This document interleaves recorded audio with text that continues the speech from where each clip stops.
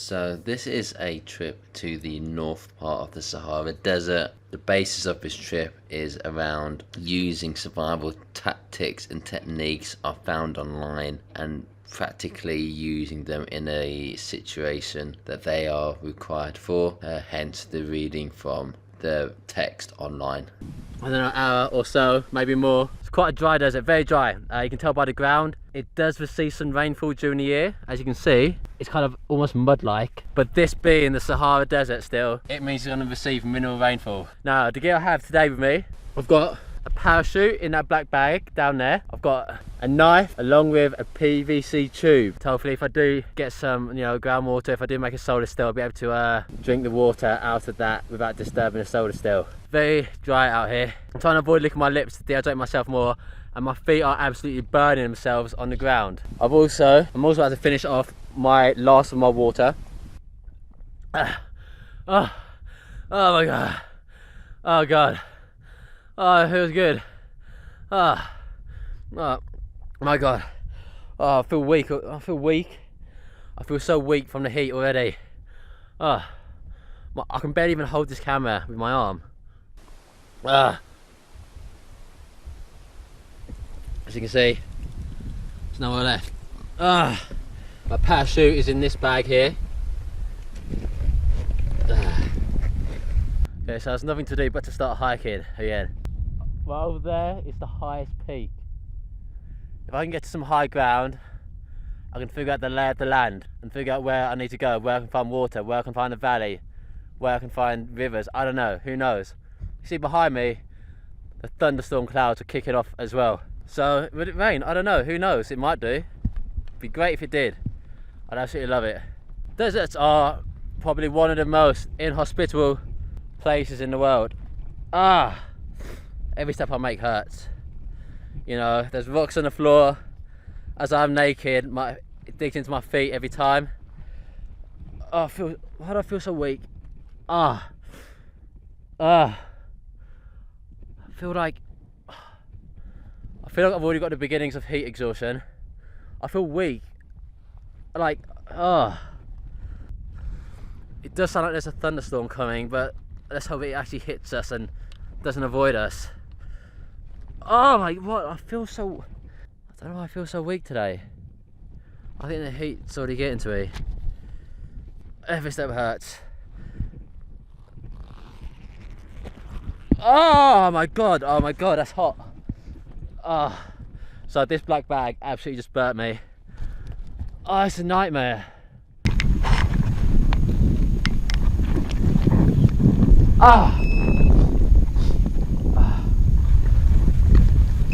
Oh god.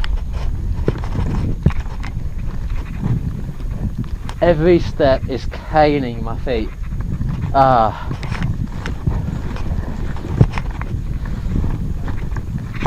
Well, as much as deserts are ridiculously hot and dry, it's also started thunderstorming down. So I'm just underneath my parachute, using it to help keep my body warm, using this kind of mesh to allow kind of heat to escape, as it is nylon, and nylon isn't a breathable fabric.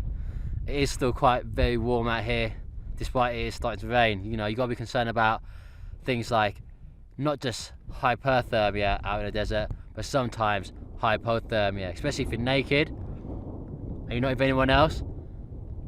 The symptoms can easily go unnoticed, so you've got to keep watch your body temperature and see how it goes. Okay, now it's getting really wet. Oh my god. It's falling bad. It's falling. I'll be honest, I'd rather it wasn't raining at all, because now I'm getting very cold. Oh my god.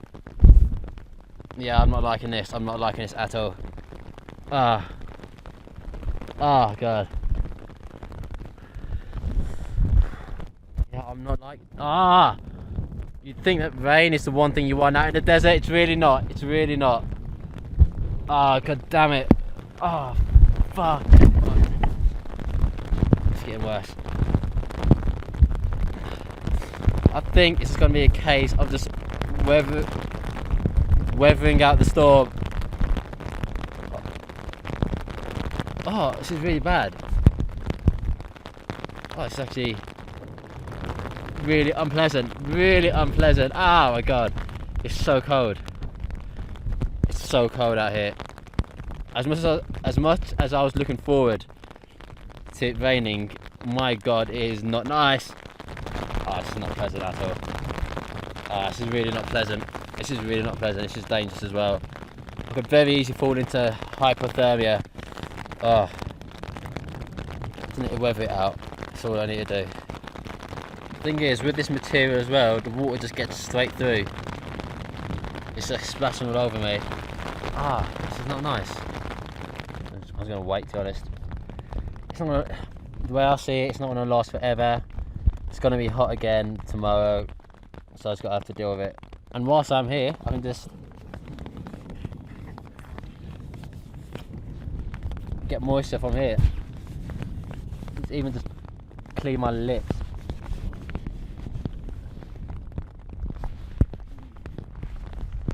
Unfortunately, nylon's never breathable, so you get too hot in it, and it's not waterproof, so you do get wet in it. It's purely a waiting game, to be honest, to handle it.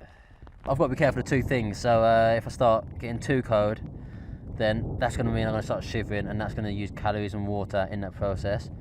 I do need to be concerned about any flash floods, and I do need to be careful about flash floods. Whilst the rain is manageable here, I know it's thunderstorming, and the rain could easily be heavier in a certain place further away, and the water could run down and catch me off guard. So I've got to keep an eye and a lookout to see if that does happen. Hopefully not though. And I might as well, you know what? I might as well enjoy the rain. I smell really bad right now because I've been sweating really hard. So what I want to do is give myself a bit of a clean even. If I'm going to be wet anyway, I might as well be wet and clean. Yeah, that hasn't helped that much now. I just feel a bit more wet than I was a minute ago. Just going to wait it out still. For a second here, I thought the rain had just let up, and then it started thundering again. Whoop me. Oh, it's getting cold.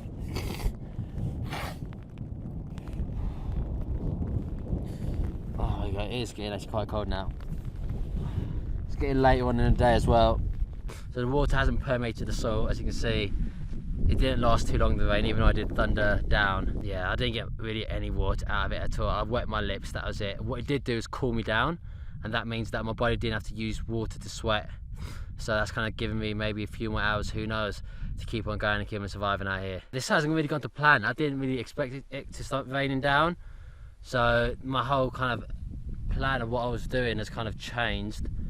But like, ultimately it hasn't affected, it's just given me a few more hours. It hasn't affected what I've got to do to survive out here in a very dry desert. Because really, it hasn't made a difference. Look how dry it is.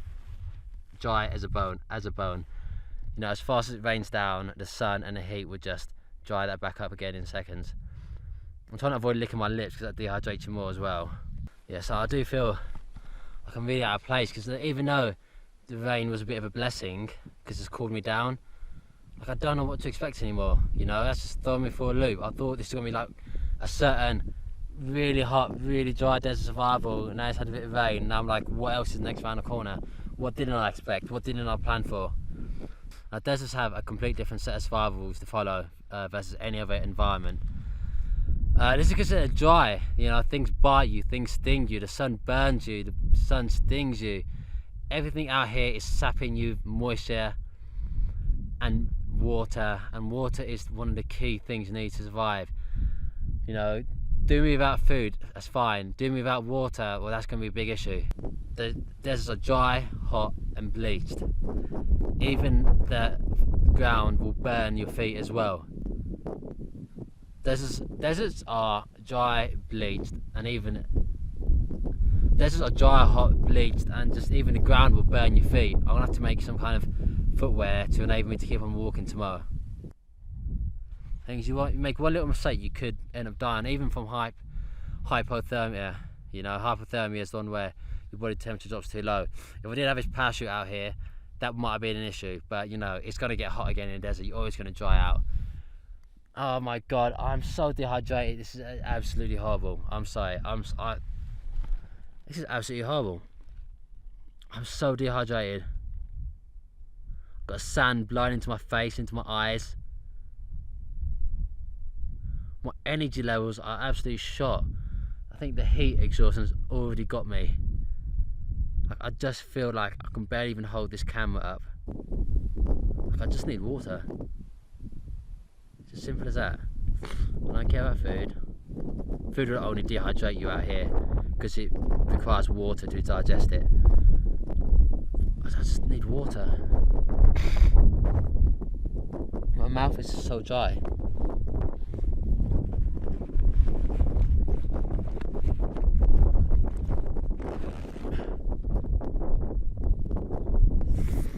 You know, even taking away any scorpions or snakes or anything that could be out here to harm me, the heat and the sun alone is enough to kill you.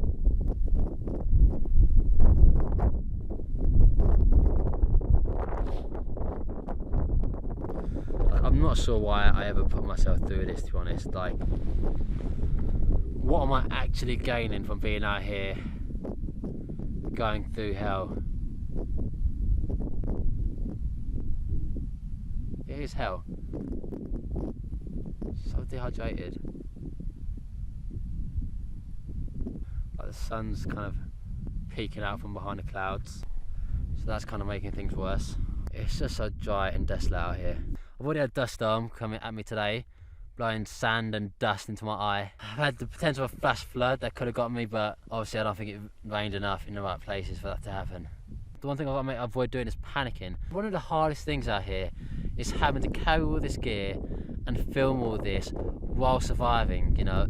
If I was just surviving, easy. If I was just carrying the gear, easy. If I was just filming, easy. But when you got to do every single part by yourself, it is like so hard. Like, it's as hard of a film shoot that you'll ever get, because you're starving, you're dehydrated, you're knackered. But you know, you got to avoid becoming panicky, because people who are panicky make bad decisions, and bad decisions out here can be the matter between life and death. When people think about deserts, they think about the movies, you know, like from Indiana Jones to Lawrence of Arabia, from The Mummy.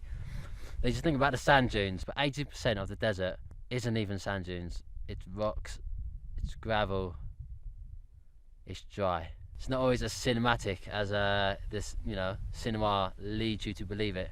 Yeah, it's just dry and it's just hot. It's dry and hot. There's different types of deserts in the world. You know, they can be sandy, they can be flat and really hard rock, they can be quite dusty, they can be kind of white sand, they can be orange sand, they can be red sand, they can be by the sea, they can be in the middle of a continent. But one thing they do have all in common is lack of water. Lack of water is what makes a desert, at least precipitation wise. The low yearly rain this place gets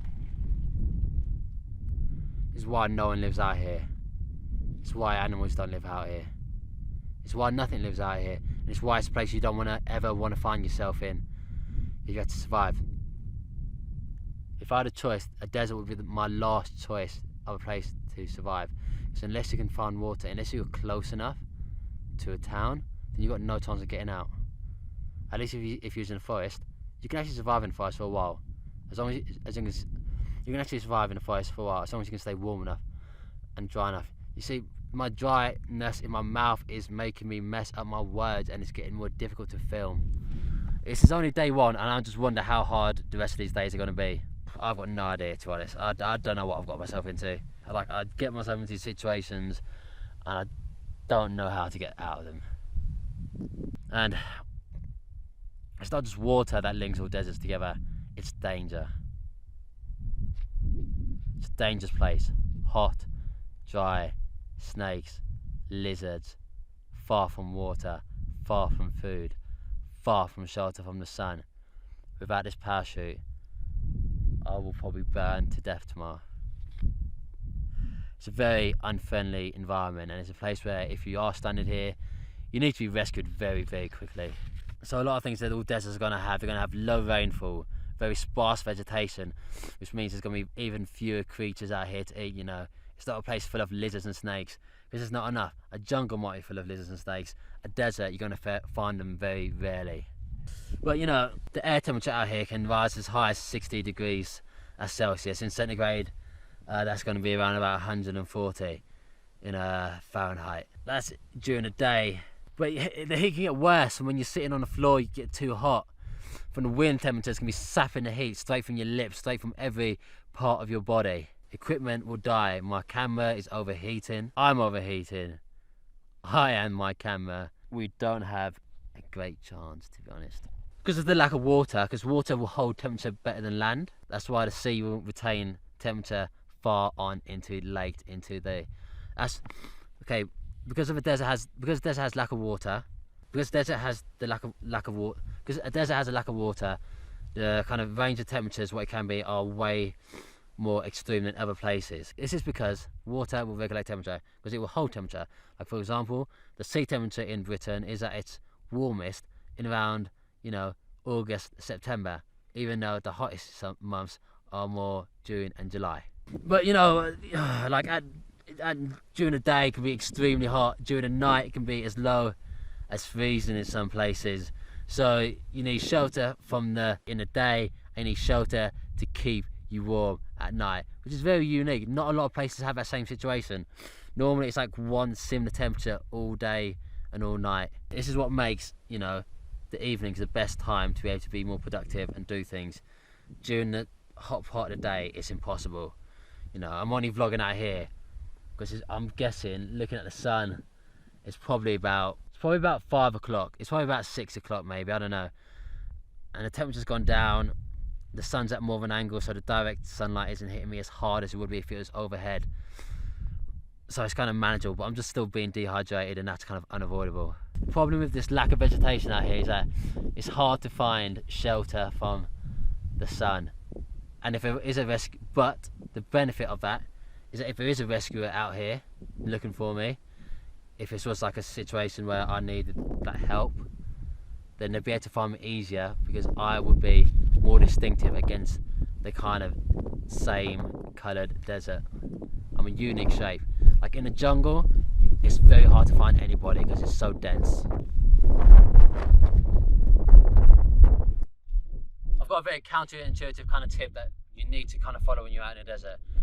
Your number one priority should not be trying to find water. Because finding water takes a lot of energy, it takes a lot of water just to get your body moving in that way. It's like raining again.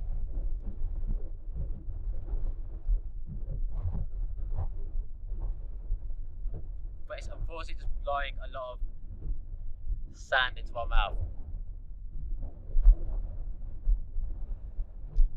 But yeah, your number one priority should not be to find water out in the desert. The problem with that is that it takes so many. Your number one priority should not be trying to find water out in the desert, because it takes so much energy and water just to find the water. It's not worth it, and you never know where you're going to find it unless you live out in a desert. You'll never know if you're going to be able to find it. Your number one priority should be conserving water. The water that you've already got inside you is the water that you can find the easiest. You know, I don't know where the water is in this desert. I don't know, I can't see any, but I do know I'm about 70% water, probably going down to about 68 pretty soon. And I know that if I can conserve this water, that'll help me in my survival more than trying to find out where the water is, because unless you've got a map, you've got no idea where it's going to be. Yeah, as you can see, it's quite hard out here, but essentially, unless you know where the water is, there's no point looking for out for it. It's all about water in versus water out. Try to maximize the water you get in. That can be quite hard out here, so you can't really maximize the water because you haven't got any water sources. What you can do is minimize the water that goes out. If you can minimize the water that goes out, you can help increase your odds of survival and odds of finding your way out of the desert. The longer you can survive, the better you can survive. The water can be wasted from sweat. Even breathing is a way for moisture to be leaving your body. Eating food is a way for moisture to be used and drawn out your body to help the digestive system. You know, it's all about maths out here. Managing what goes in and managing what goes out. avoid waste, avoid sweat, avoid breathing too much, avoid talking too much. So I want to shut up. The middle of the day is the part of the day where you really want to be avoiding being out in the sun, being out doing any work, because it's going to get way too hot. 3 times, 4 times more water will be used if you're out in the baking desert sun. In Africa, the sun shines bright, the sun shines hard. Like, trying to look for water, the risk versus the reward of it, the risk is way too high, the reward of it is way too low. So it's not worth really trying to spend all your time looking for water when you should focus in on not losing the water that you've already taken into your body. Like, you're guaranteed to lose water via sweat, and there's only a very slim chance of you actually finding water if you're going to go out looking for water. What you're best to do is to think strategically, move when it's dark, avoid strenuous activity, and find some shade. You know, intense sunlight and heat will always increase the need for water in your body. So it's unavoidable out here in the desert. I've been scouting around for the best location to sleep, so I think I found it. So now what it's got is a nice kind of wall, and that will essentially help radiate heat back towards me in the night. Obviously this will, I've been heated during the day when it was sunny, and it will just give me some residual heat at night. It's going to help me a lot. I'm going to use my parachute and essentially put it across there with stones, using stones not so big so that if they do accidentally fall down during the middle of the night, they won't do me any harm.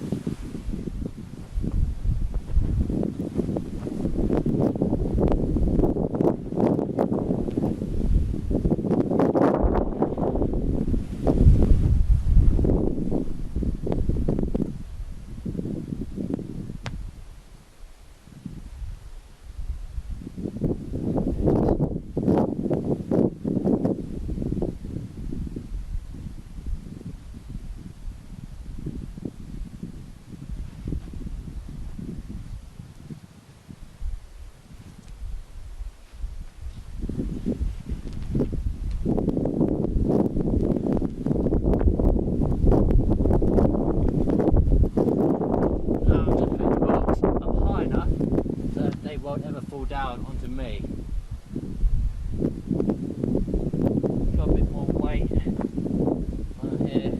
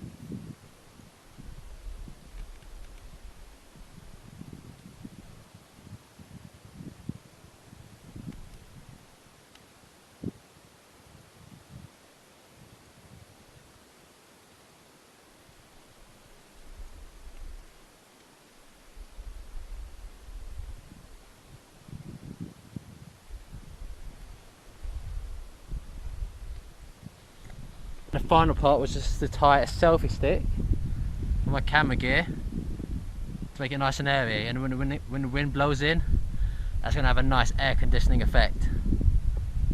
Now I was going to bury the stick using kind of stones and kind of mud.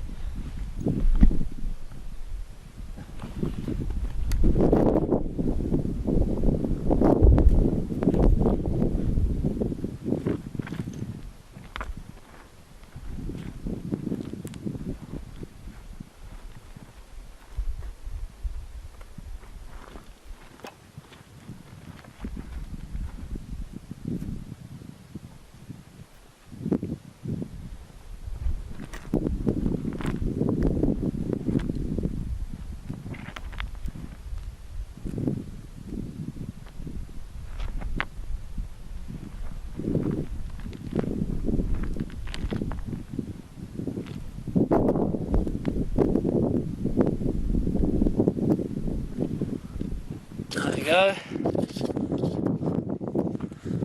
Ah, my feet. Oh my god, that really hurt.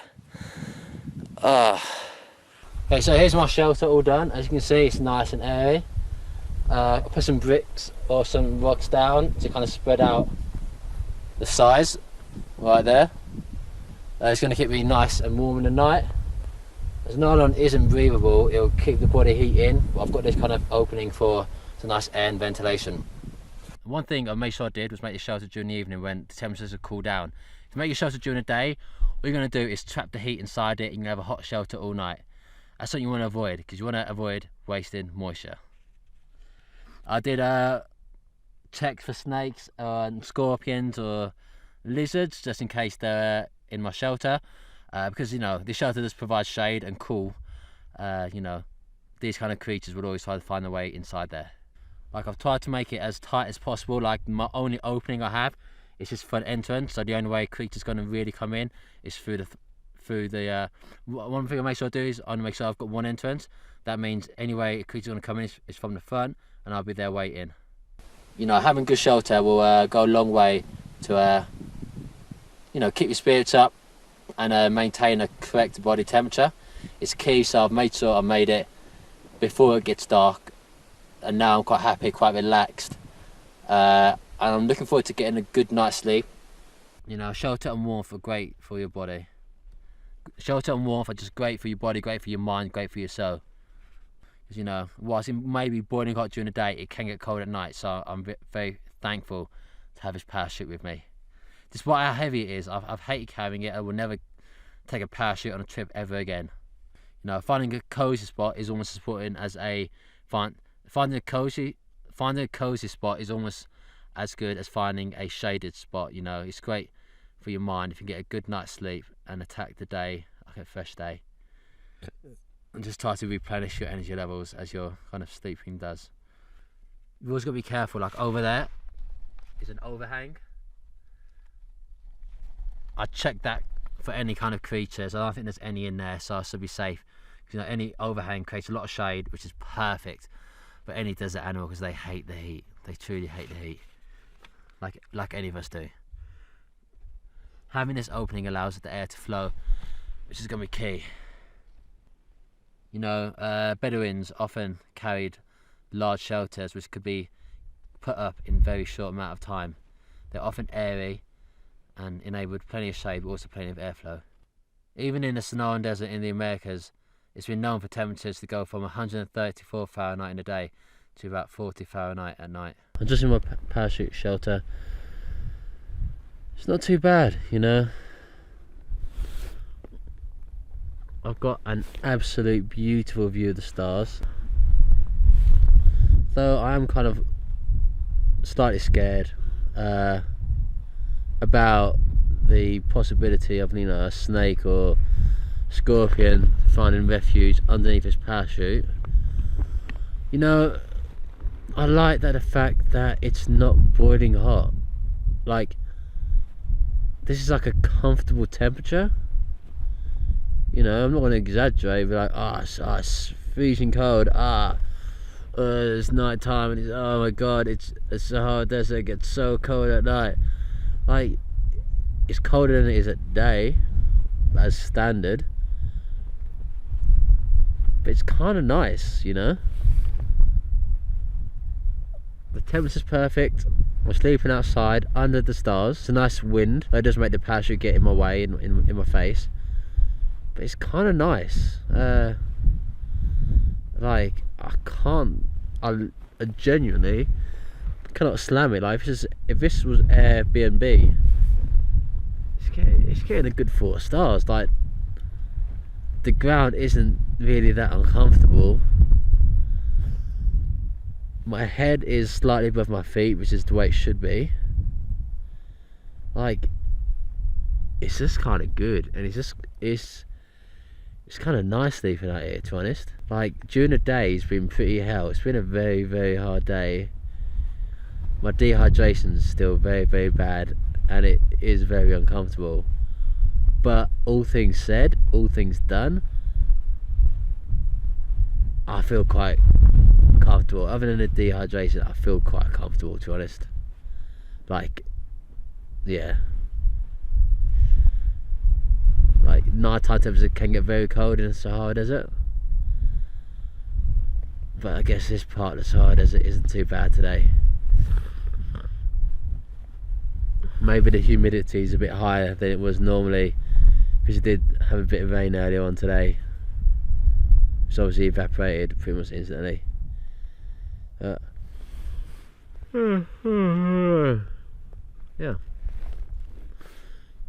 Yeah, it's like, like I wish I could come back.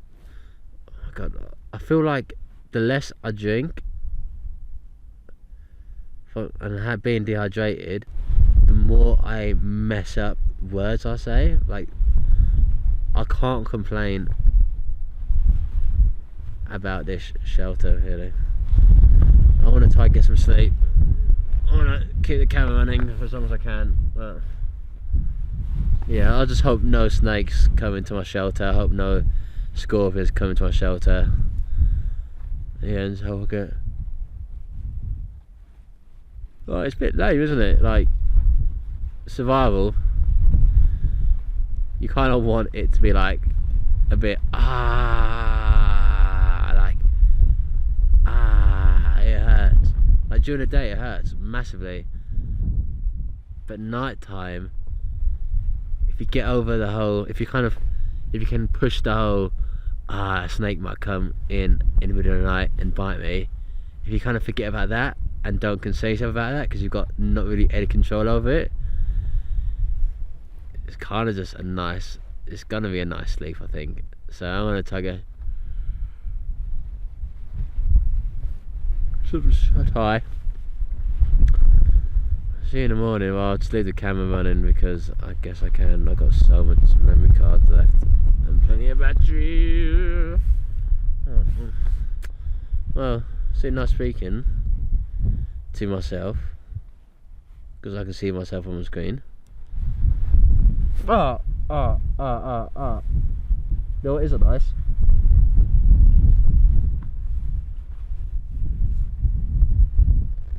Getting sand blown into your eye. Well, I'm going to close my eyes now. Peace.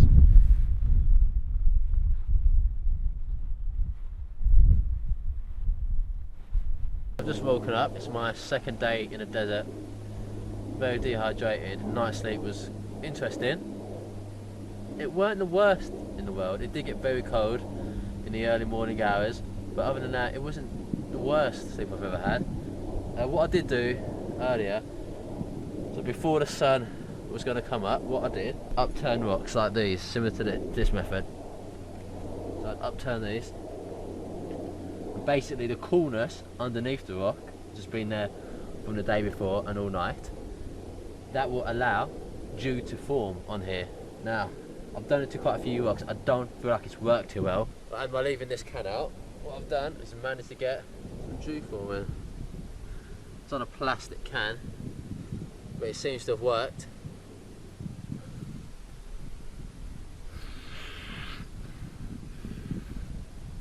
What I've done is put that on my lips rather than use my tongue, because I don't want to dry my tongue out on the plastic can. But yeah, that's kind of wet my lips a little bit. It kind of makes you feel a bit better. It's not a lot, it's not enough, but it's better than nothing.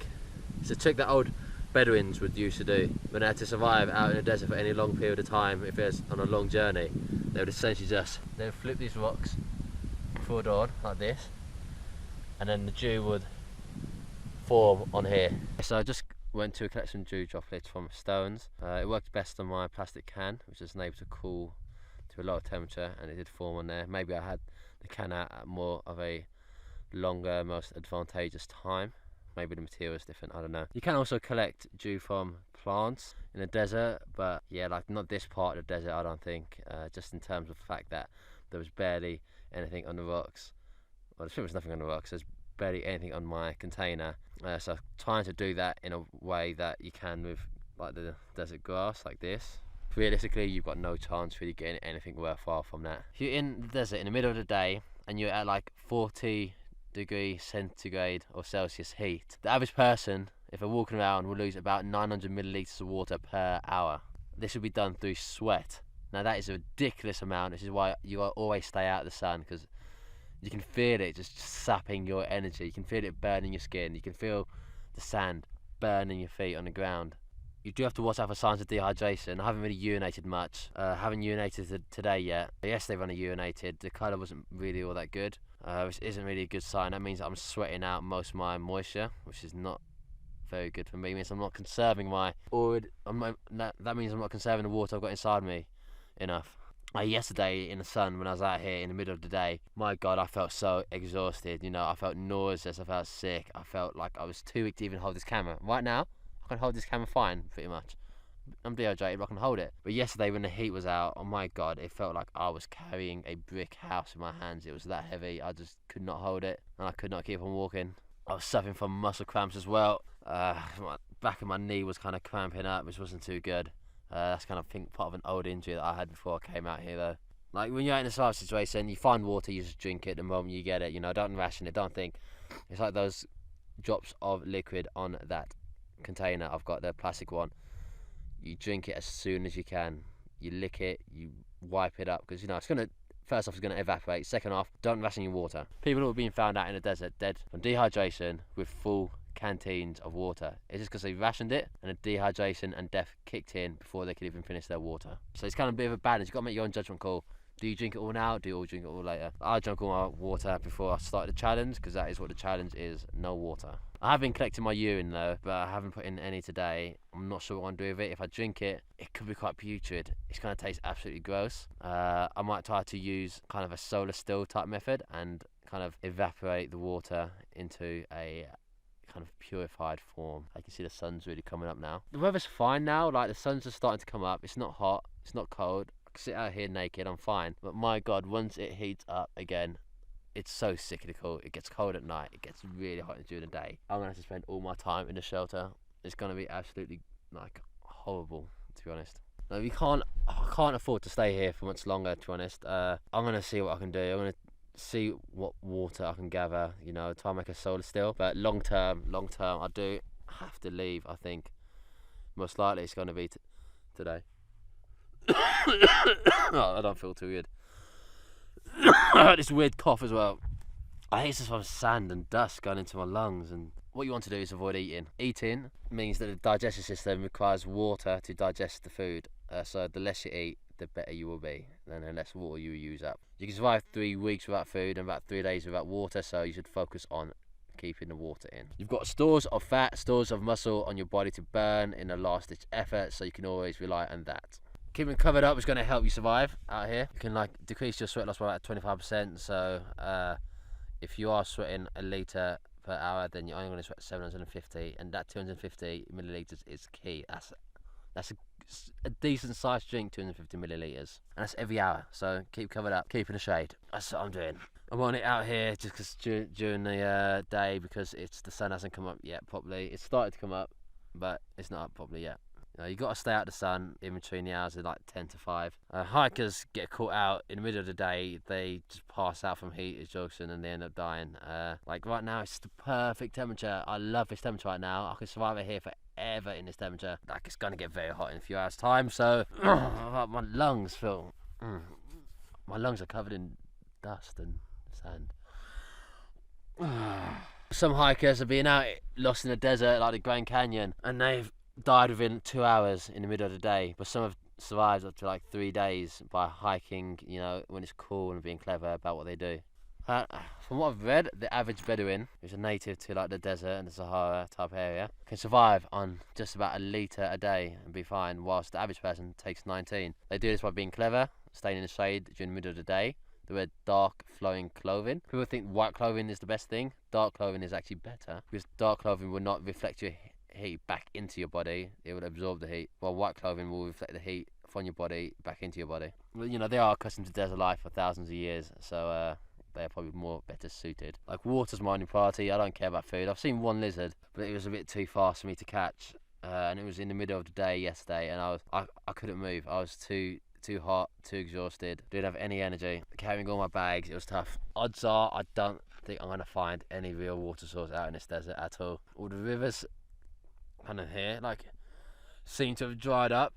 You know, there are like a few plants here and there, but they're very dry plants. They're very brittle. There's really not really any real amount of water out here, to be honest. You know, as I said, you know, I don't eat food. Food would only cause your digestive system to pull moisture out of the rest of your body, when in fact you really need the moisture to be in your brain, because you need to be thinking and you need it in your muscles to be moving. You know, you don't need it in your digestive system. It's just going to be drained. Like, normally you really need about 1 gallon of water a day at least, maybe 4 gallons of water a day out in a desert to stay properly hydrated. So, well, kind of blacked out there almost. You know, if I get heat stroke bad out here, that could be the end of it. Like, the middle of the day today is going to be a very tough challenge because it'll be my second middle of the day out here. And the first one was hard enough, the second one's going to be even harder because I don't have that kind of water store within my body to be able to keep on going. You know, one of the key things about surviving out in the desert is learning the basic between water and kind of movement. Just limit your movement during the day, limit it in any way you can. If someone who performs hard work at like 43 degrees Celsius is going to be using 19 litres of water a day, but someone who's kind of out there for the same amount of time will not use barely anywhere near the same. My arms start to cramp up. It's like the more you sweat, the more you breathe, the more you talk, the more moisture you lose, so be careful. Exactly. When water's scarce, just don't eat.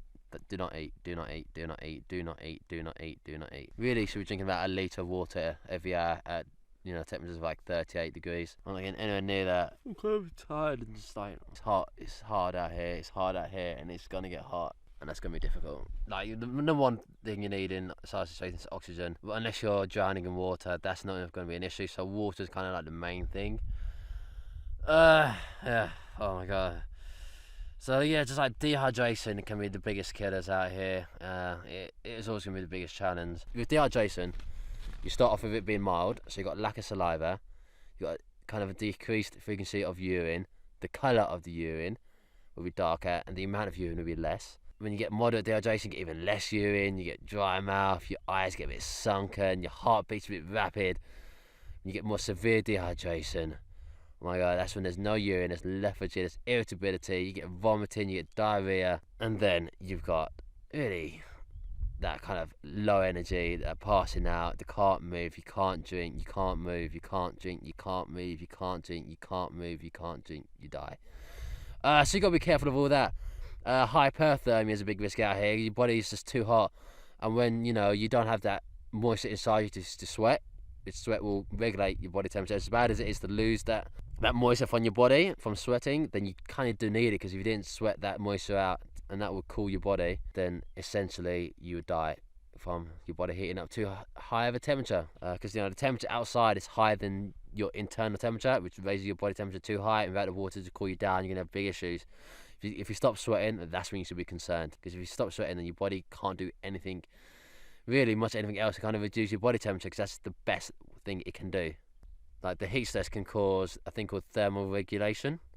This allows for the body heat to overheat itself, and the body will kind of lose its ability to control this. It's always a good idea when you're out in the desert to take as many breaks as you can. Kind of allow your body temperature just to drop slightly, ever so slightly, and that kind of, you feel like you've got more energy almost, but it will just slightly drop, and you're gonna have the energy to keep on hiking out throughout the day.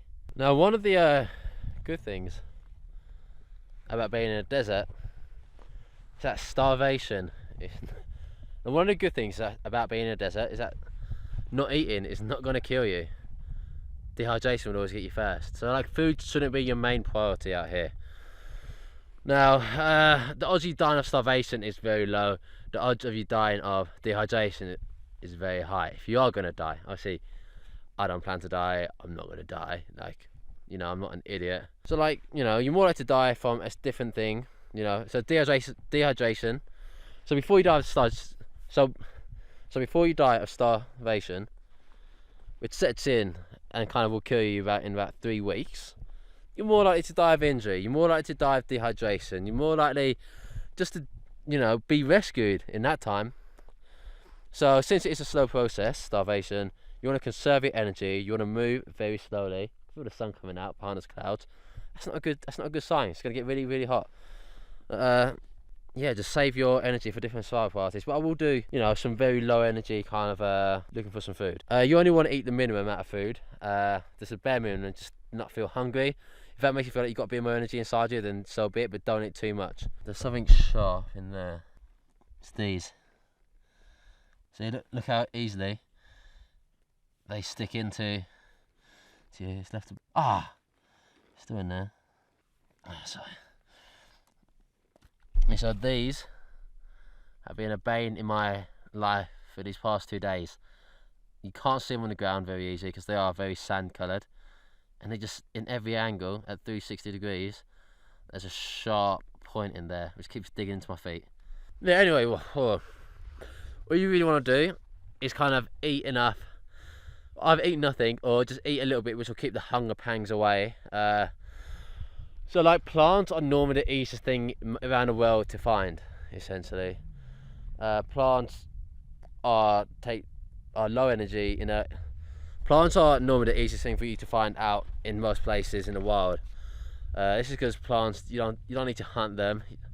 It's on the ground, they're decent carbs, easy. You don't spend a lot of energy kind of trying to find them. I think in a desert, I think it's better to look. I stepped in another one. Look at that, look at that, look at that, look at that, look at that, look at that. So in a desert, it's best to be on the lookout for more things like insects, lizards and snakes. Because like, if you're just trying to find out with plants, then you need kind of an expansive knowledge of all the what plants to eat. And as you can see out here, I've only ever seen one plant, and it's that plant right there. And those are dry, and those are inedible. You're stepping. Another one. Another one. You know, so yeah, I think the sun's starting to come out. So whilst there are all kinds of edible creatures in the desert, they're hard to find, you know, because there's less for them to eat on, you know. Desert is a very barren land, so that means there's very few creatures per square kilometre versus, say, a jungle. Whereas jungle is just teeming with insects all over the place, you know. There's not really any mosquitoes out here. Mosquitoes are a sign of there's a lot of life a lot of time, and there's absolutely not much life out here. So yeah, in the desert you can find things like, you know, ants, scorpions, grasshoppers, centipedes, tarantulas, snakes, lizards. And I've always said, okay, my feet are just like, these rocks absolutely cane to walk on. It's just constantly uncomfortable on your feet. But yeah, you should always eat your reptiles and snakes because they can have bacteria in them, as they are. My energy levels are starting to go. You know, a way to, you know, look for like lizards or snakes, mostly like lizards in the desert. Snakes are less common. It's to turn over rocks, so like this. They can often be underneath rocks. They often like to bask in the early morning sunlight, just to get their body warm for the rest of the day, as they can't regulate their own body temperature as they are reptiles. Same thing that snakes do. Another one of those sharp things. in my feet. But yeah, what you want to do is be very careful where you put your hands. You know, when you put them down, kind of move them quick and don't wait around.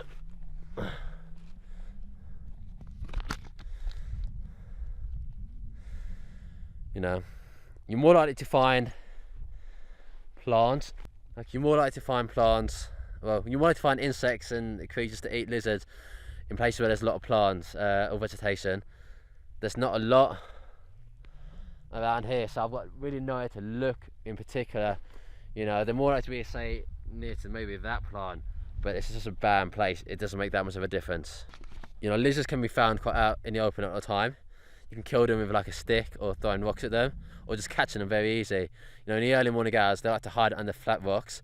So you just pin it, kill it with a rock very easy. A snake is a similar way, with like to bask out in the sun in the early morning just to warm up their body. But you gotta be very careful they don't bite you. You know, be careful exactly where you put your hands. Don't put them in any crevices. You know, I've seen crevices around here. Avoid putting your hand in there because you never know what's in there. You do see on these survival TV shows, you know, they see a crevice, they find a snake or they find a lizard, it's done straight away. That's because they put in hours and hours of editing and loads of times that they would actually not find anything. That's just, you know, they don't really often find stuff in kind of holes, because a hole might be there, but most holes aren't really inhabited. They're holes which have been used in the past and are no longer being used now. You know, there's so many dangerous things out in the desert. You know, insects are out there that can kill you. They can carry diseases. Flies carry diseases from feces to feces. So you really want to be careful exactly what you're doing and exactly what you're handling. You know, you've got to check. You know, you don't want to be stepping over a rock like this and see a snake on the other side, so always go around the rock and be careful, because that's where they like to hide in, kind of that camouflage and kind of hide in the shade. Never shot one of these. There's quite a few that time. So see that the fact I'm walking around barefoot means our feet are at risk of being bitten by snakes. They can be at risk of being just, you know, standing on rocks, standing on anything that could be sharp.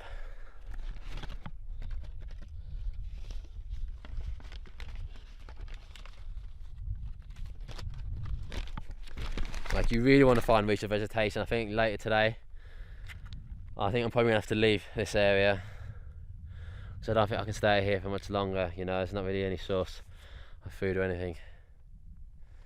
Yeah, if you do find food, don't cook it. It just dehydrates the food, and it's going to mean it's going to require moisture on your body to digest it, rather than moisture within that creature, lizard, bug, anything. You know, the more barren the desert, the less things you're going to find out there to eat.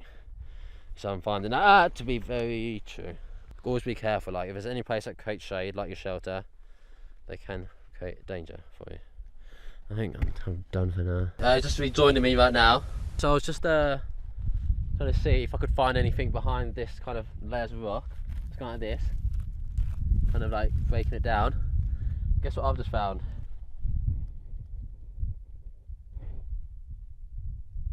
Some kind of nest. It's some kind of nest slash webbing for some kind of spider. Be a large one. I can see its legs. Its legs are white. You can maybe just about see it. I don't know.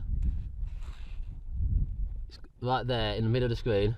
It's got a big body. What I need to do is make a decisive blow, kill it straight away.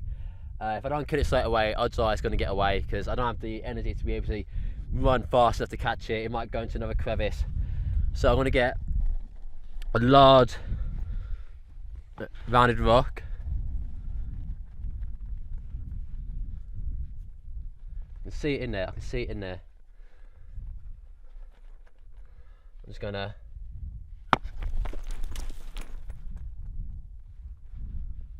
don't know.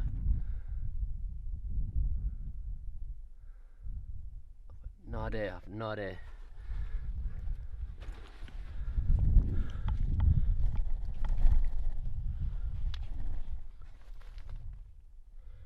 Okay, you can see, look at that juice. It's definitely made an impact. I think it's still in there. I'll look for a stick.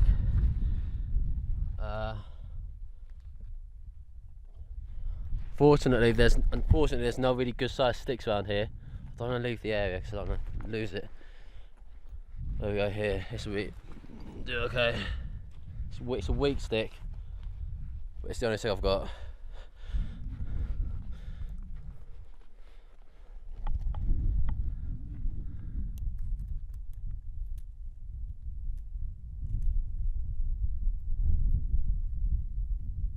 There you go. Can you see that?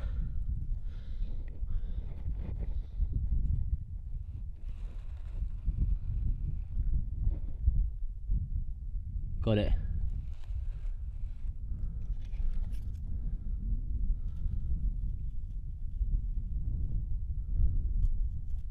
Ah, oh, how juicy it looks. It's still slightly alive.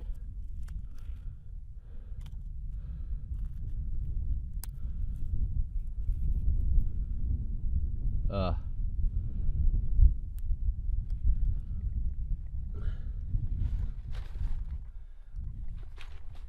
Let's get a nice flat rock to put it on.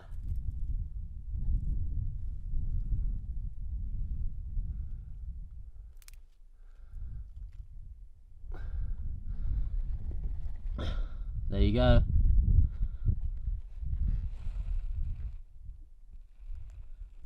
There's a bit of food for me.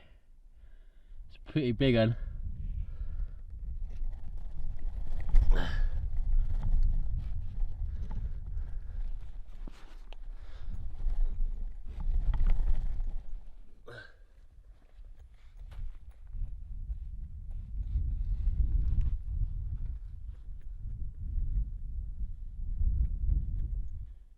Now it's time to eat the twice. I can't identify what kind of spider or tarantula it may be. No idea. Please let me know if you do know. Unless we'll be way too close. Twice, I don't know what this spider or tarantula may be. Could be poisonous, I'm not sure. Let me know if you do know what type it is. I want to eat the legs and the abdomen. I want to leave the head. And just cut it open with a sharp. Look how sharp that is.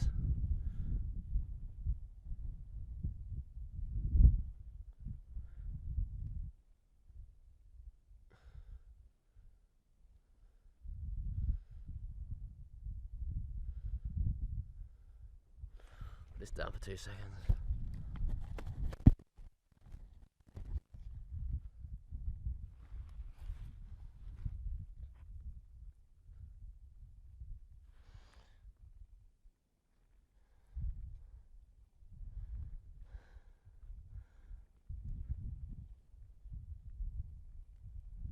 I don't really want to waste any part of this creature.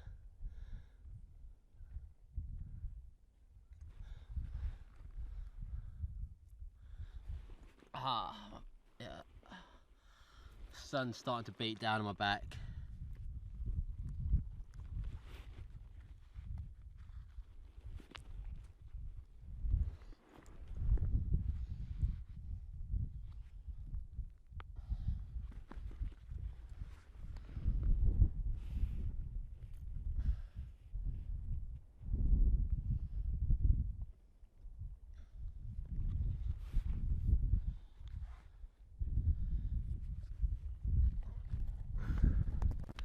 So yeah, I was going to start off with the legs.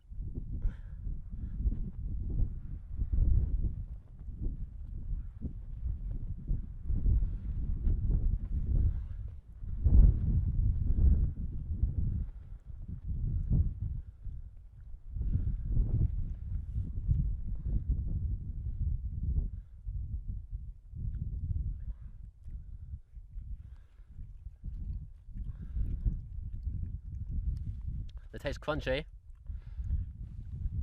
Not too bad. You can see ants are trying to get at the spider now. As they sense the food. They'd never be able to get a spider if it weren't dead.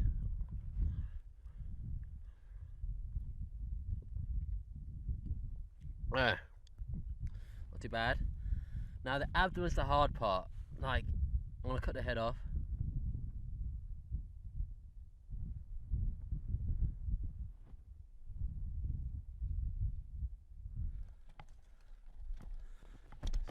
more seconds to do it in.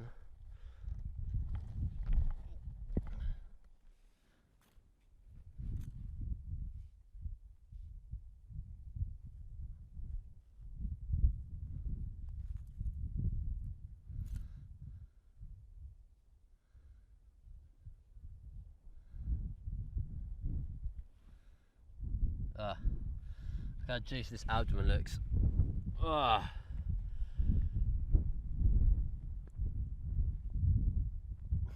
Well, bon appetit. It's on the stone. I'll obviously not eat the stone.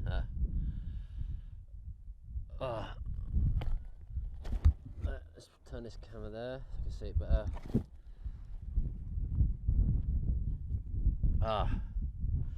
Here you guys, nothing. The juices will help hydrate me as well. It's going to be absolutely putrid and pussy. And puss-like, I should say. Just giving it a smell. I'm not looking forward to it.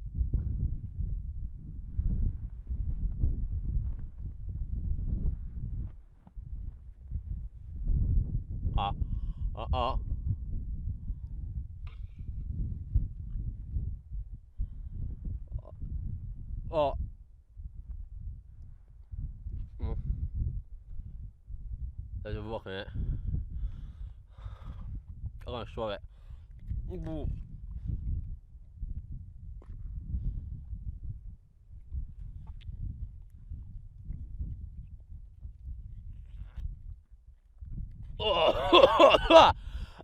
Look at that.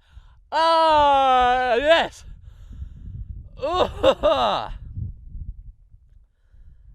Oh God. That's gross.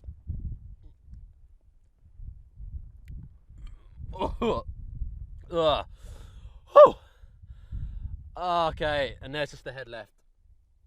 I do have to take out, there's a small rock inside there, so I have to take out, but my God. There we go, there's... that will keep that sustenance going. You should eat little and often, and that was quite a juicy spider's abdomen, so that'll help keep me going. It'll help stave up those hunger pangs. And yeah, I feel like that's a positive for me. A nice juicy, I don't know, desert spider, desert spider most likely. What I'm gonna do now is gonna utilise the sun's energy, the heat, to get a solar steel.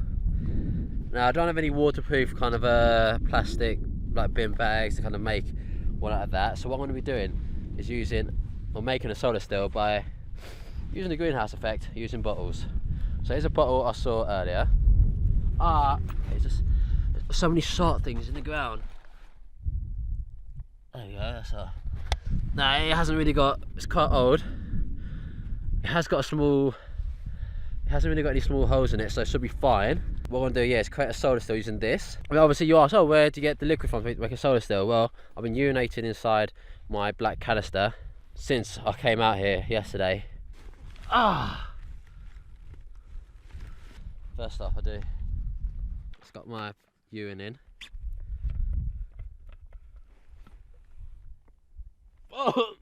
Wow, it's absolutely putrid. Now,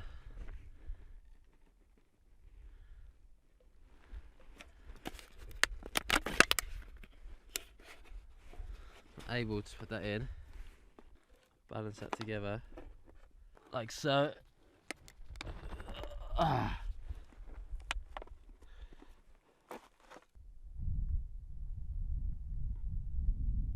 all I need to do is now seal this up with as tight a seal as possible. Probably can't use the lid.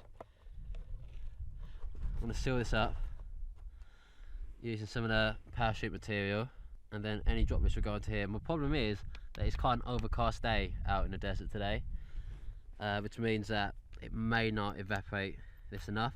The advantage here that this is black. It's going to absorb heat, absorb the light, and this will heat up and make this evaporate.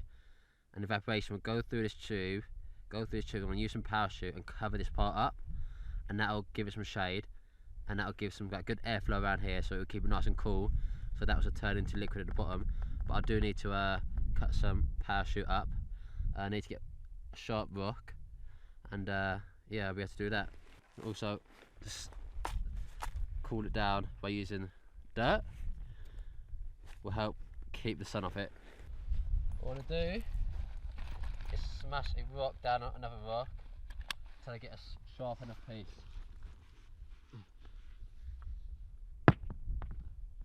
Like this.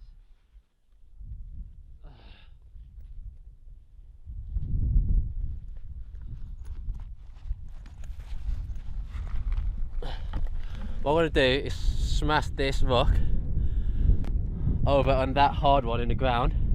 Just more brittle. This one's to smash into a sharp piece, hopefully.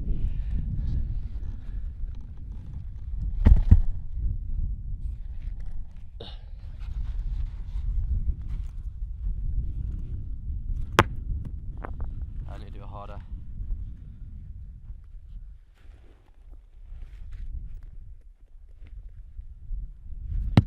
Missed it.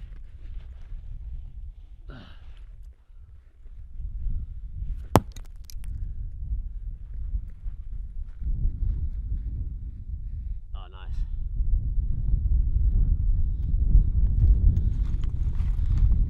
Look how sharp this is. I'll be able to use that and cut this parachute up.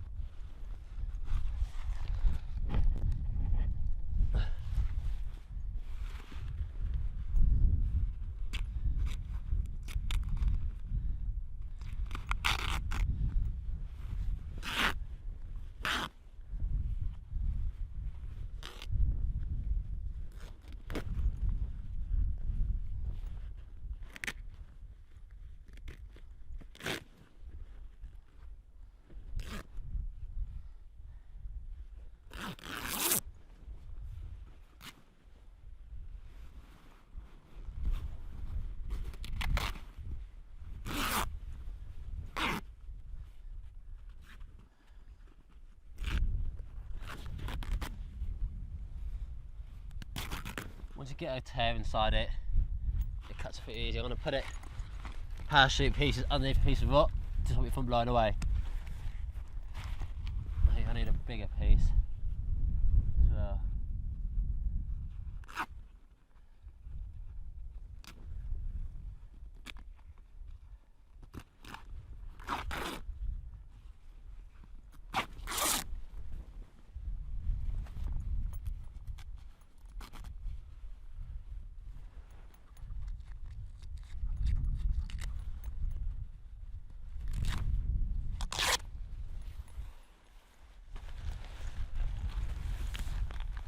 Nylon is partially waterproof, not fully waterproof, so it will help trap the moisture in there, especially when I've got a few layers.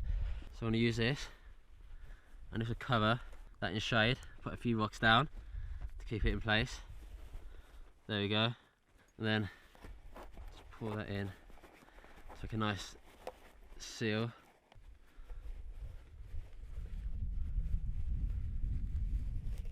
And that's sealed in. Now, the only way for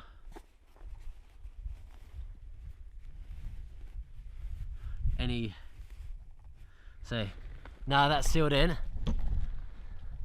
for that, the only way for water to escape is through that tube, so it will evaporate and then it will condense in the new bottle, which will be a lot cooler because it's kept in the shade, as you can see down there. Now, my next move, so I've got to start thinking about getting out of here. So there's two ways of us I've got to start thinking about getting out of here. There's two ways to think about rescue. There's two ways to think about rescue or getting out of a place. You can either passively do it with signalling, or you can actively do it by making a move. Now, you know, my water supplies within my body are draining, so really I should make a move tonight. What I'm going to do in the meantime is create some passive rescue techniques, make an SOS sign, and making a little fire as well. It's really dehydrated. It's really tough out here. like my energy sap. Like every day is just getting harder and harder. The one thing which has saved I reckon it saved my life potentially, is that. Do you see that? I'll show you again. That. You see it? One last time. That. The clouds. Those clouds have actually saved me. The overcast day has stopped those clouds have absolutely saved me. The overcast day has stopped the sun burning and burning me, and increased my body temperature. You know, it's not as hot as it should be, as it could be. So that's been my saving grace. If that wasn't the case, I think I'd be on the floor. I'd be on the floor completely. Like, I'm on the floor right now, but I'd be on the floor, like full on. Let's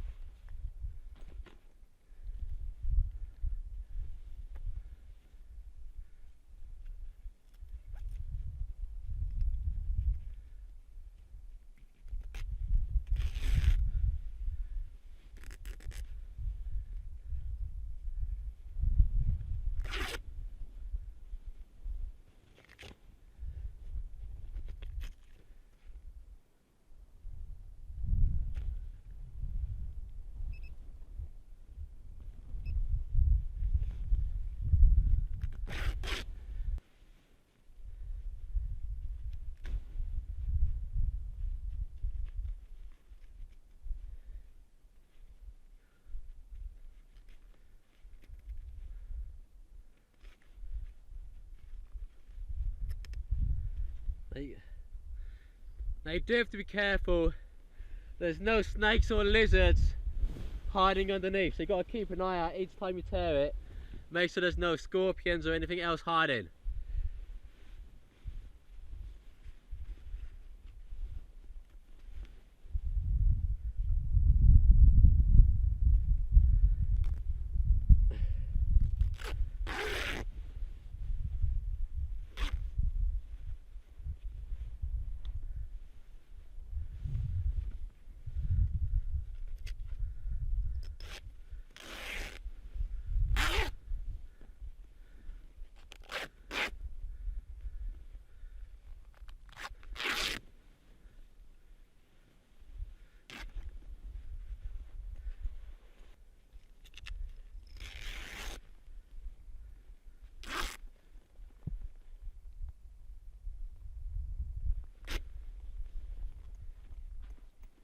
So as you can see, it's really hot outside now. The sun is shining bright. But now it's pretty much time. I need to keep my energy and keep my moisture in, so I've got to stay underneath here. This will keep me many degrees cooler than being out in the direct sunlight.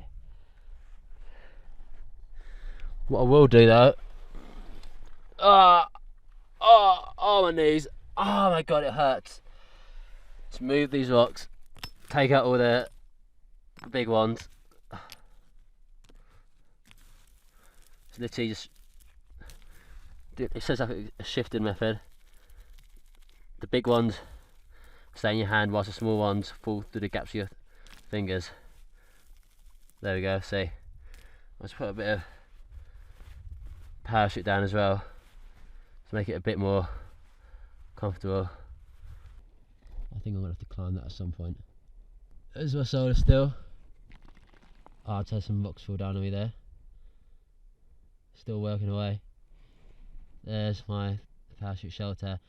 It works better in the night. During the day it's not as effective as this kind of little cavern. Now I do have to be careful being in this little cavern. I have to check that there's no kind of because this is where I found that kind of juicy desert spider. You have to look if there's not any kind of lizards or snakes hiding in here, because if I like this spot, then for sure as hell lizards and snakes will like this spot as well. I'm not the only one who's gonna like it here. I would say this location is pretty much prime real estate. My lips are so dry. I'm literally dying out here. It is so bad.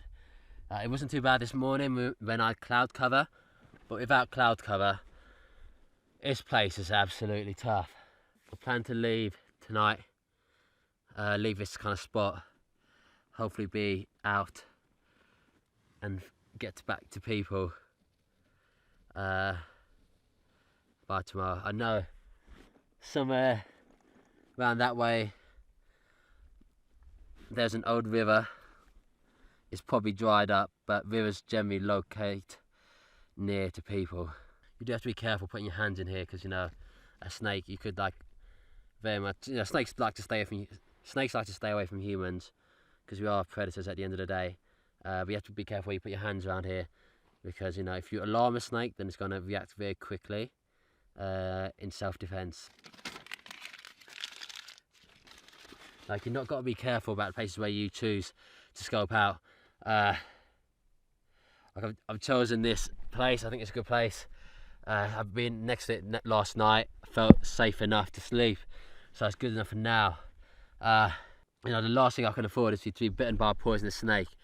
It's hard enough having these kind of heat issues, but you know, being bitten by a snake would make it 10 times worse, you know. So you just got to be careful where you lay down, you know. You want to be in shade, but you want to be in safety at the same time. So you got to kind of use your mind and make a choice. Like, I don't sit on the ground directly for 2 reasons. Firstly, the sunlight's been on the ground, which heats up the ground.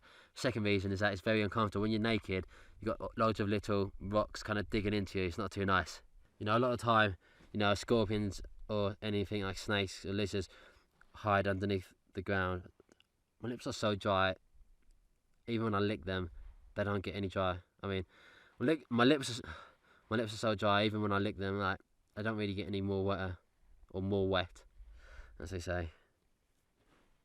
So my lips are so dry, even when I lick them, they don't even get more wet, to be honest. They just get a bit gloopy almost.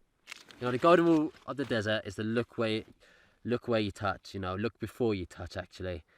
You don't, you know, find yourself stung by a scorpion who's just camouflaged or hidden underneath the sand or underneath a rock, or a snake or anything like that. I feel like as I talk, by the end of the sentence, my mouth just feels so dry, everything just sticks together. Hard to talk, you know. It literally feels like my brain is swelling up at the moment. Feels like, imagine trying to squeeze a size 10 foot into a size 4 shoe. Like, whoa, it doesn't work. It does not work. Luckily, because I'm in a part of the desert, well, luckily and unluckily, like, it's been hard to find any food, or I haven't found any water.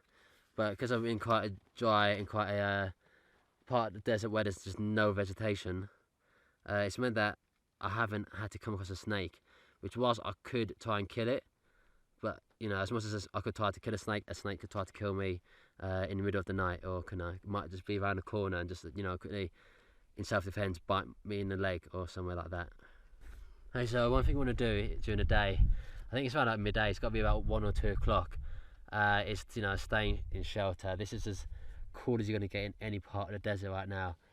This has been in the shade all day long, so it's not really hot to the touch. It might not be comfortable, but at least I'm in the shade. The sun is right overhead and I've still got shade. I should be thankful for that. I should be thankful for the clouds which covered me this morning. Since I do plan to be staying in this one spot for quite a while now, because it does have shade, and you know, see, I can't even talk. Like, it's really hard out here. I don't think it's hard to kind of comprehend how difficult it is out here. Yeah, so since I'm in the shade, I think I'm going to since I'm going to be stay put in here in the shade, I think I'm going to make an SOS sign. If anyone sees it, anybody will be able to see it. I'm kind of doing this more for an example. But yeah, you never know. Now, the biggest danger in the desert is exposure, the heat during the day and the cold during the night. So, you know, I'm staying in the shade, staying cool. It's gonna take a lot less moisture. I don't feel like I'm burning up. I'm avoiding getting sunburn, which is good, because sunburn will make your skin dehydrate and it will make you even hotter than you were before. So this is a good sign. The best defense against the sun is simply, it's not about covering yourself in ash or mud or anything like that, or clothes. It's really about good shelter. Stay in shelter, stay out of the sun. That's your best defense against the sun. It's the only real, truly effective defense against the sun. All the other defenses just minimize it. This kind of actually gives you a solid defense. You know, whilst I'm still getting more dehydrated, my lips are getting more and more dry. And I do wet my lips by using the urine, because the salt content of urine, it probably makes it a bit worse, but it kind of makes it better for the short term. And I do have plenty of urine left in that bottle to use up. You know, the sun rays are so dehydrating. You know, the wind is a killer as well. Now I'm using this time in this kind of shade to kind of assess my situation. I've got a bit of a plan going now. When you're in the shade, you know, you can make a better kind of formation of ideas, because it kind of reduces your stress. You're not in the heat, you're not getting heat stress. You're able to kind of conduct your thoughts without thinking desperately about water so much. So, you know, my plan, I think, is to stay here until the sun goes down. I'm going to make my way up that little mountain. Like, it's a tiny mountain, it's more like that rock hill, pretty much. Rock hill, yeah. So I'm going to make myself at that mountain. Well, it's more of a rock hill or like sand dune type thing. It's like a rock formation. Like a rock formation, yeah. So it's more like a rock formation rather than that. I'm going to make myself at that little mountain. I call it the little mountain. It's probably not that high. It's easily hikeable.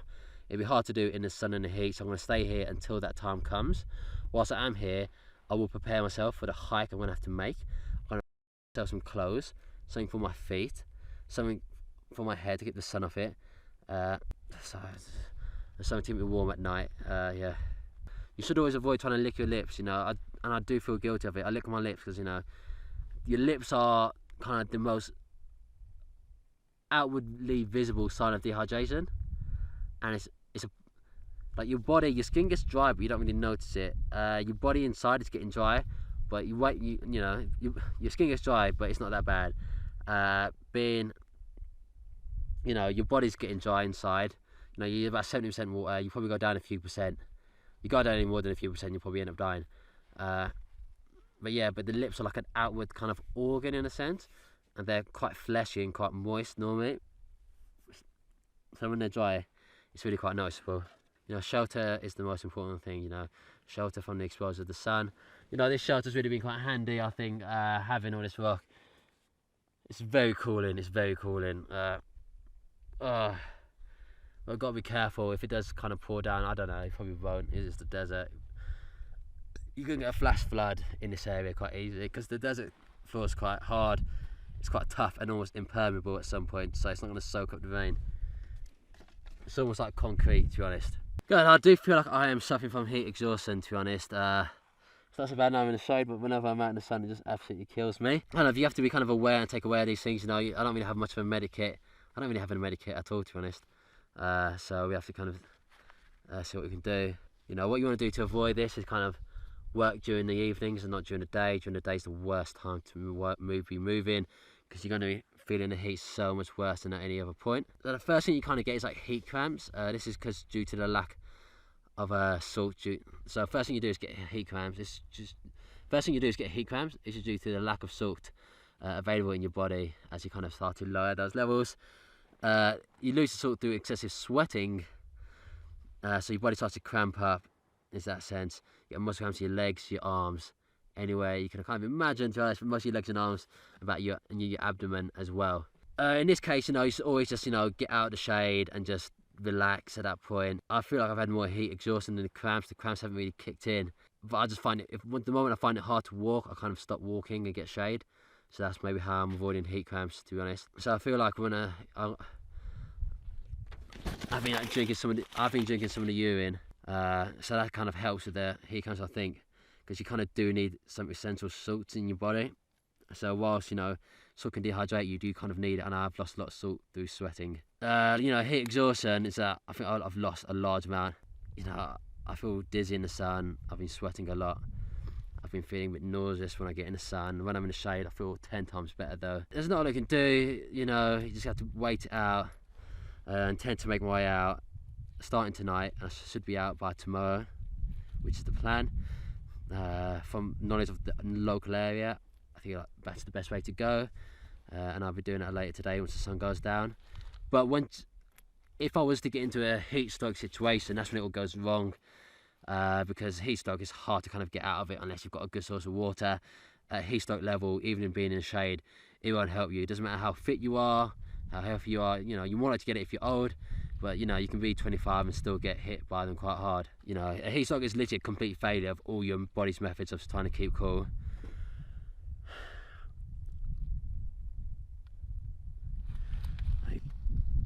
Like, you know, you're heat stroke when you start making bad decisions. I don't think I've started making bad decisions yet. I'm not too irritable, so I think I haven't got heat stroke. I've had heat stroke before.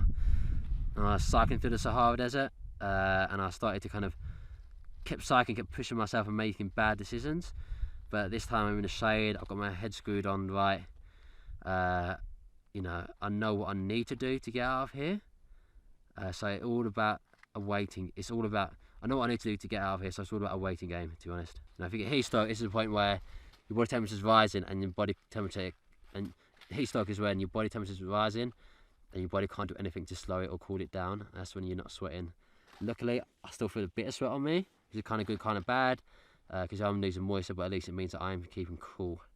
It's when you stop sweating is when kind of you're in trouble, you know. You get worse, if you get beyond that, your legs start twitching, you know, you pretty much pass out, you can't talk, you can't breathe. The hottest part of the day is now gone. Luckily, we've got some more cloud cover. Look, I'll be honest with you, the survival out here has been aided so much by the cloud cover. If the sun was out right now, I'd be burning up. It's really warm, don't get me wrong, because the sun goes up, like, in and out of the clouds, but I would be burning up essentially. Got myself some materials all put down. Turn up this, I'm gonna make a poncho out of that, and this I'm gonna make a rescue sign. Now I'll show you what it is once I've made it. I've already unfortunately cut my hand by tearing through this all, but yeah, let's make the rest of this, because I need to be hiking out tonight. Ah, gosh, I just stood on a rock, it always bloody hurts. Oh, out of shot. Look at this all pretty much. Almost finished.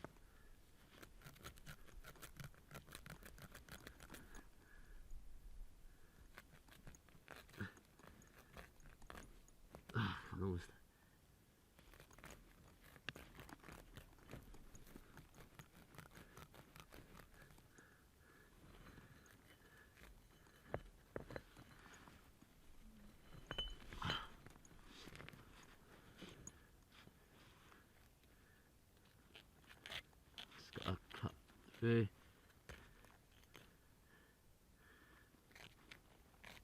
A while for these things. I have to time it on. Ah, there we go. Ah, it's a bit more.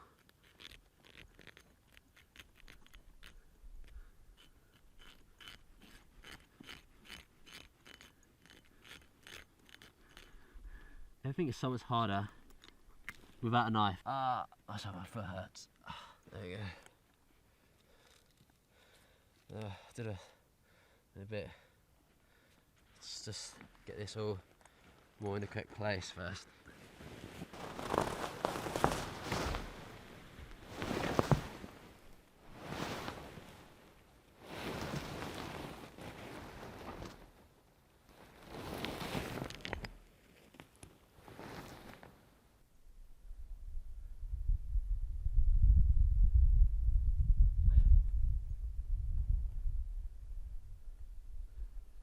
So I'm going to put this parachute into the shape of a V. A V is an international sign, an internationally understood sign for rescue.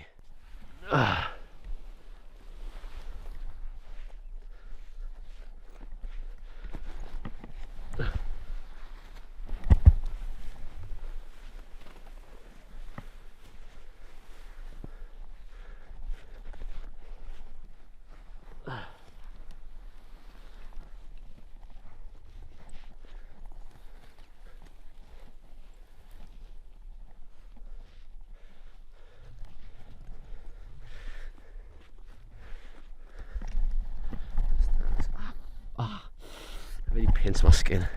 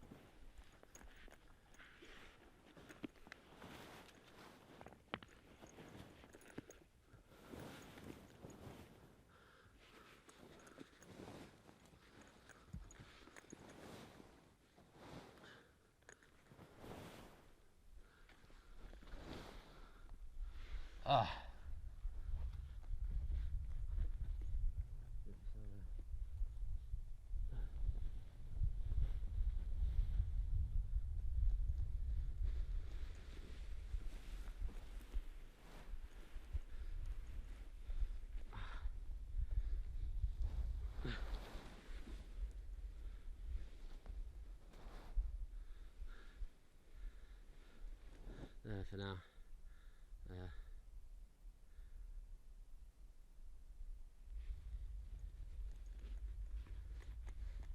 One thing I will very quickly do is that I'm going to put some stones and rocks on this V shape. The way I see it, the more defined I can keep the V, the more distinctive it will be, and more deliberately. The way I see it, the more defined the V will be, the more deliberate it will look, because the wind may blow it away all over the place. Because it is a parachute, it is quite lightweight. Together it's quite heavy, but it's quite lightweight. So, just gonna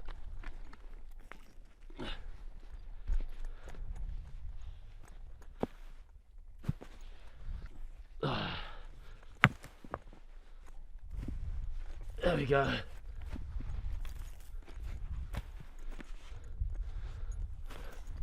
Now that's going to stay in place much better than if I'd not put any rocks on it to weigh it down. Time to make me some clothes.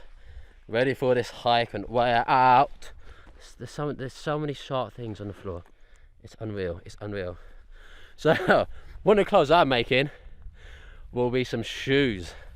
Well, not shoes exactly, but you know, some socks really. It's just something to protect my feet, both from the heat of the ground, as well as protect my feet from the sharp objects. Just any kind of thin layer will help. There you go. Yeah, I found this rag earlier. I wasn't sure what to use it for. I'm not really going to use it for anything, but I did pick it up, you know. So here, got myself some material, nylon, and some laces, essentially, which are the strings from the parachute.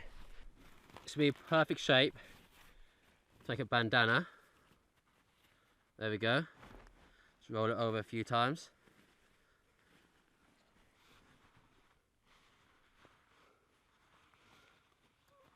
That's going to be able to do a nice loose fit. That's going to keep the sun off my head. Now with this, completely out, I can reduce the glare, but what I'm going to have to do is make some eye holes. So I'm going to have to look where my eyes are in a bit. Also, well, I'll do the holes eyes in a bit when I find a sharper rock, but yeah. You can also put this over your mouth for using a sandstorm, and it also keeps your moisture inside your mouth while you're not going to be breathing out and letting all evaporate. So there we go, 2 pieces there done. Now to make the shoes, which is the hard part, because it's kind of more improvised. Okay, so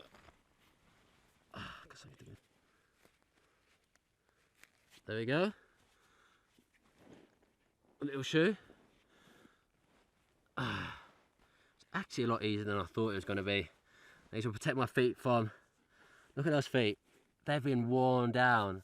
Look how you got my skin colour there, and it's all just white from rocks and just minerals. With these I can put another layer on. Got plenty of material. The more layers the better. There we go. Just double tie that. I can use these as essential laces to help keep it all together. Almost like the Roman sandals of times of old. Don't put them too tight, I want them to be tight enough to stick together, not so tight that they let themselves go. Back to the front, there, wedge it between that knot.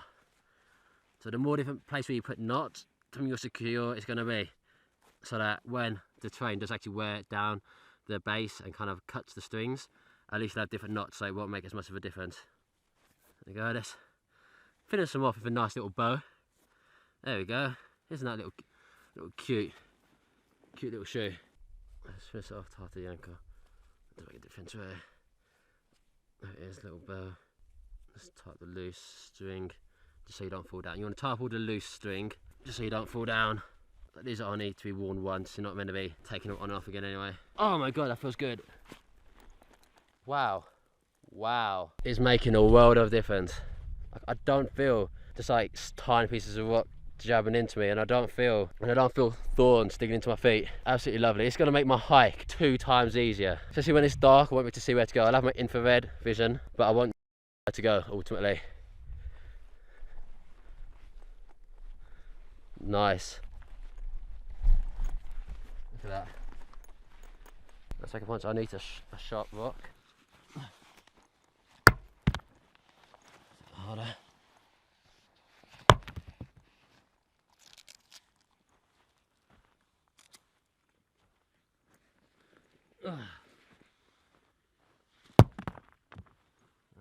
Oh, there we go. Look at that. This isn't actually from that attempt. I think I did this earlier. As you can see, it matches the same type. This earlier when I was making my one earlier. So this one is very sharp, and I'm a big fan.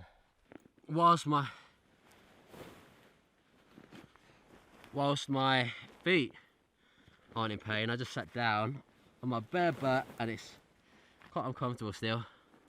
Okay, so here we go, poncho. It's around about the middle.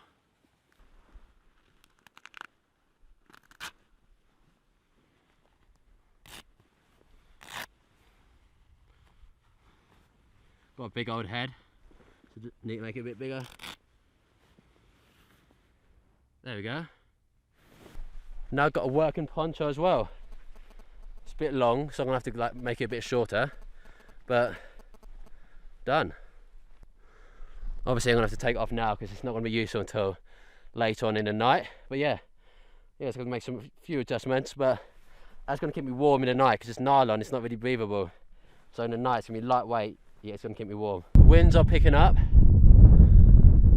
That could be a sign of a flash flood coming. Now, when the winds are picking up, the skies are as grey as this in the Sahara Desert. That well could mean a storm's coming. As much as I would relish a storm, I am naked and I will get cold very easily. I hope it doesn't come.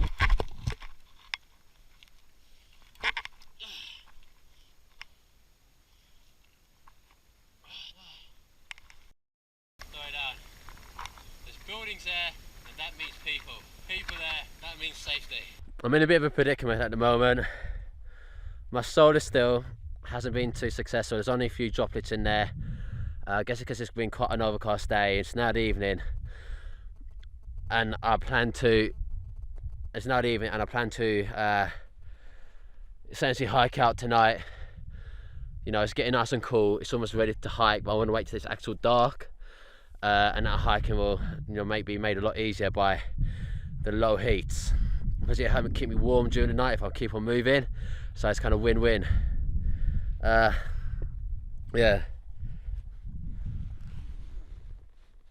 As you can see, there's literally only a few droplets in there. It's literally just a waste of time. Yeah. So you can't have every technique you do be effective. I've avoided drinking my urine so far, but it might be time to. I've only used this to wet my lips so far, but now I'm gonna have to drink it. It's not a great survival tactic, but a short-term situation you need it, and I'm losing energy.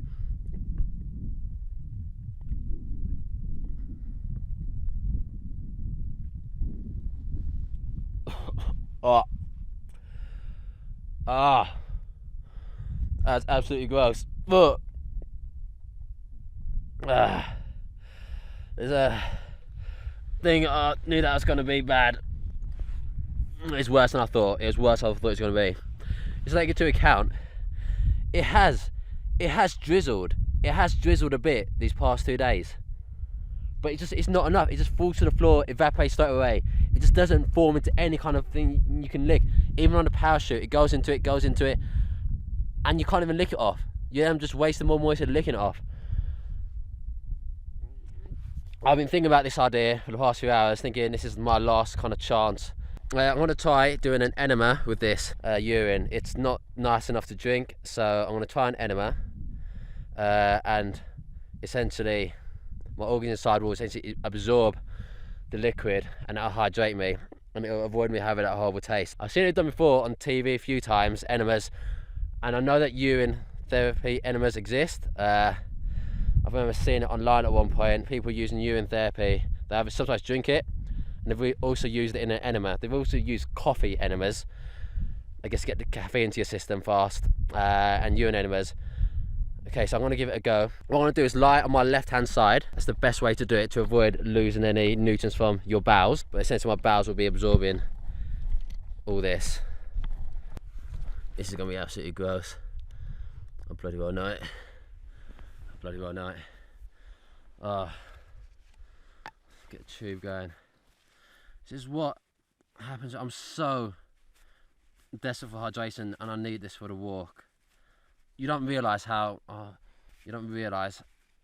Even when it's overcast now, I haven't had a proper drink in the Sahara heat, and I know this could work. It might not work. It could work, but we're going to give it a go. Let's say, so put this inside, not too deep. Because when I'm going to tip it upside down. And tipping it upside down will cause the liquid to flow through. I'm going to try to tie this around to make a kind of plug to stop water from coming out the sides.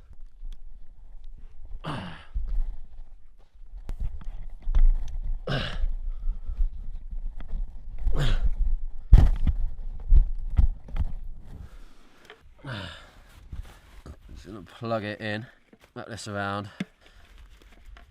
This force it in. Make it tight.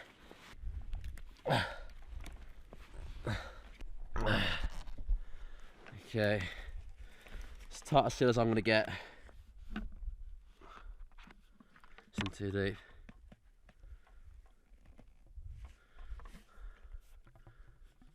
There we go. Oh my god, oh, that looks absolutely gross. Okay, I'm going to lie on my left hand side. Oh. Oh.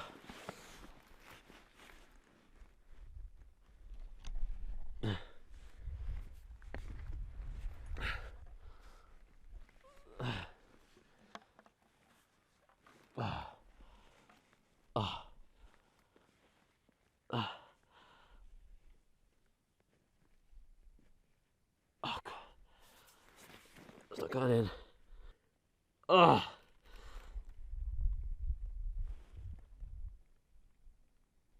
That's in. Oh my god, that's in. Believe for nothing. Other side.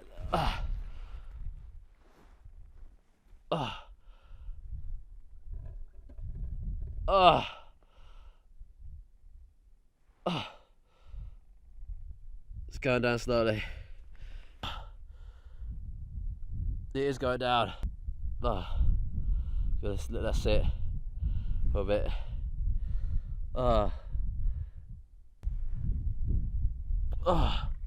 See, that is in. Now it's just a waiting game as it absorbs itself in. Even speed it up a bit.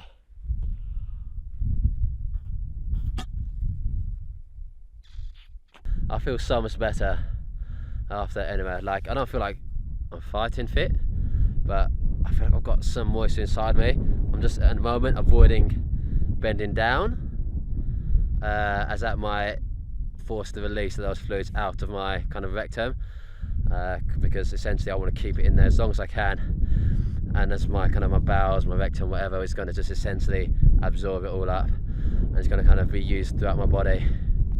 You know, I know there's obviously salt in urine, but I've been sweating a lot, and sweating gets rid of a lot of salt, so I've been missing a lot of essential salts. Now my plan, I've scouted up there, at the top of that mountain. My plan is to head yonder and go out from there. I can feel the liquids inside me, to be honest. It's a bit weird. Just about to take some photos, just general photos, you know, different views, and I just found this on me. I was going to eat that, but oh well. As much as you're out here surviving, it's easy to forget how beautiful Africa is. Look at that. Like light shining down from the heavens.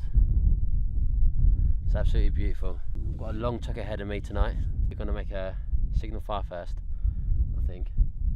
But yeah, my bags are almost packed. Got an all-night long hike out ahead of me, and hopefully I'll be out of this desert in about, you know, by tomorrow at some point, by day 3. 3 days in the desert completed. Again, hasn't been easy. It's been very hard. The dehydration is the worst part, but I've managed it, and I've learned a lot. I've learned about the unpredictabilities of the weather. It's drizzled a few times, but not enough to collect any water. It only kind of dehydrates you more if you try to lick the water, because you're kind of using your tongue. And my feet are absolutely caning. I'm sticking from kind of stepping on little sharp pieces all the time. But at the moment I feel serene. I think the sunsets are always my favourite part of the day. As long as it's not raining, it's not too cold, nothing can beat a sunset, you know. No one is seeing this sunset from this angle. I'm the only one in the world at the moment who's seeing this sunset from this angle, and it's absolutely beautiful. As painful as this trip has been, sometimes when I'm struggling and it hurts, you know, I forget why I'm doing this. I forget why I put myself through all this pain. And that sunset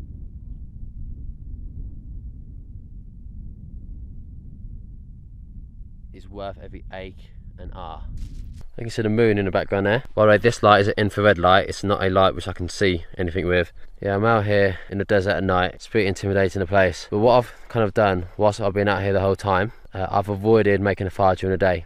This is because if you make a fire during the day, all you're going to do is end up heating up the area where you are. You're going to get hot. You're going to get dehydrated faster. You're going to lose moisture. So I'm making a fire at night. And resting for a fire at night is not just for the warmth, because I'm not really too focused about that. It's not too cold at the moment, but the focus right now is for signalling. Now what I've done is come up a hill, so I've got the best vantage point possible around. So I'm going to set the fire, and that light will be seen for miles and miles away. So if there was anyone in the area, we could hopefully try to attract them to this location. We couldn't do this during the day because a fire doesn't create enough light to kind of be noticeable in that distance, and I wouldn't be able to create enough black smoke enough to attack people my way. So yeah, I'm just going to make a signal. What I'm going to do, I'm going to take the battery out of the shotgun microphone. I'm going to use that against some steel wool, and that's going to ignite it essentially, and it's going to help me create like a noticeable flame. I'm going to use this spinning technique first. See, I'll take the audio out. I've got this steel wool. I'm going to tie this string I scavenged from the parachute. Just tie it around, and I've got the battery for my shotgun microphone. Also use this now. Now that will take anyone's attention if they see it in any distance. It's quite an irregular way to create light, but it seems to have worked. Now what I will do as well, I'm going to use this to light up the parachute. To me the parachute's dead weight. Should be a dry night. I'm going to be hiking the whole night, so using this parachute is pointless. I made shoes, bandana, mouth guard and a poncho from the parachute, and this is all the remainder that's left. It's dead weight, I should burn it. It's going to create a fire which you can see in the distance. Nylon does kind of set a light fast and burn quickly. It's not a slow burner, so let's have a look.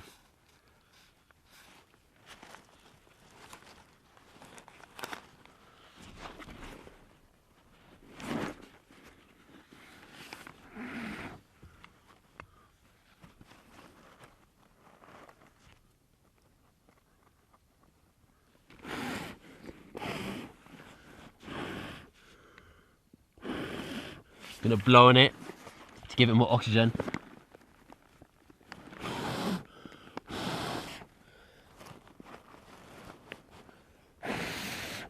Start the smoke up. It's a good sign.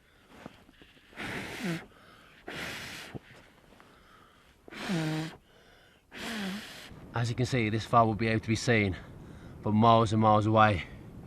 Look at it, it's starting to burn real nice. So stay away. It is nylon, so it doesn't burn too well in terms of fumes. It burns very well. This will be able to be seen. At this point it's brighter than the moon, so yeah, it's gonna let it burn.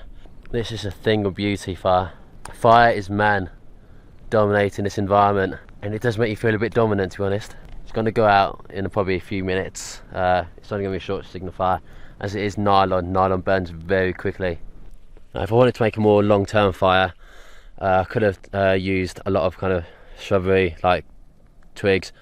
They wouldn't last it forever. There's no logs out here. It's kind of the desert. There's nothing big, just quite short places, kind of short. There's all there is out here are like short, very short trees. Now the only thing out here are very short, tiny little shrubberies. That's it. But yeah, this is gonna be a nice quick fire. Get rid of my dead weight, is going to put a signal out there. So if anyone did want to rescue me, they could very easily do that. For the time being, this fire will also keep any snakes away from me, if there are any snakes or lizards. You know, they're not a fan of fire, they don't like crossing into ash. Don't know why, maybe they don't like it. Maybe it's also down to the fact that fire generally means humans, and this is like a wildfire, like a natural fire. Fire generally means humans. The glow is a very old time fashioned. You don't realise how much better you feel in the night when it's cooler versus the sun when it's shining down. The sun is way too hot. The days are way too hot. But the nights aren't too bad. Especially when you've got a fire next to you. You know, I feel like I've got so much more energy within inside me at night. That's why it's the best time to hike. You know? Whilst my body has the same or less, or it's got less amount of calories in it, potential to burn, well, I feel like I'm better now. Like, the night times where it's at, the heat will exhaust you, but it's fixable, and it's fixed by night time. This may well be my highlight of the trip. That and the sunset earlier. Just got a few more minutes left in it, I reckon. Another 5 or so. The only problem with rescue in the Sahara Desert using light or fire at night is that there ain't nobody around. So I did this fire on a hilltop. This means there's big greater visibility all the way around, because the higher you do the fire, the signal, the more people that can see it. If you did your fire in a valley, then nobody's going to see it unless they're at the edge at the top. One of the positives about this fire as well are that it keeps the mosquitoes away. I've been feeling myself being bitten by flies and mosquitoes around here a bit earlier in the evening. This fire will keep them away for some time. You know, they're not a fan of ash or fire. Fire's about to go out soon. But yeah, the idea is that I made this fire on the top of a hilltop. This means that it have greater visibility in the distance. If you make a fire in the valley, then only people who are higher than you will be able to see it. But if you make it on a hilltop, you get greater visibility in greater further distance where people can actually see the fire. It's going to go down soon. But the only problem with making a fire in the Sahara Desert, even especially at night, is that there's just goddamn nobody around. You can light the biggest fire you can in the world, but if there's nobody around to see it, then what's the point? Well, that's the end of the fire.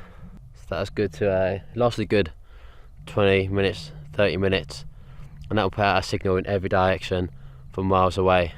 Now I'm going to get over to start hiking and rescue myself. I did a recon run at the mountain earlier, so I know kind of essentially what direction to go in, but you need to take into account also the distances. It's very hard to tell the distances when you're up that high, essentially, partly because of, you know, the whole different viewing angle, and also you've got to take into account the fact that essentially when you're out in the desert, because everything looks so familiar and repetitive, you know, if something looks a mile away, then in reality it's probably 2 miles away. So I'm just getting ready to leave camp. Just going to start hiking out now whilst the sun's down. You know, it's gotten a lot more cooler out here. The cooler it is out here, you know, the less energy, the less sweat, the less stress I kind of go under. But I do feel myself currently being bitten by, I think, mozzies. I haven't had any issues with them yet since, but like, because the weather's kind of, obviously, because now I'm having issues with mozzies. Did have issues with them last night because I was underneath a parachute and I was asleep, so you wouldn't even feel them. And now I'm awake, I do kind of notice that they are kind of biting at me. That goes to show ignorance is bliss, because I bet they were biting at me yesterday. Mozzie. They always go for your back, because the back's the one part you can't scratch. So hiking out, visibility is poor. It's weird having this kind of big bag back on, because I'm kind of sunburnt, naturally sunburnt, I guess. I'm sunburnt now. I've had worse sunburns though. The ground's very unsteady. Visibility is gone, I can't see. So I just stood on something really sharp. It's these again. So if you can focus to see that. Those sharp balls. one of those sharp walls. What I will do is I'm going to use part of the parachute. I'm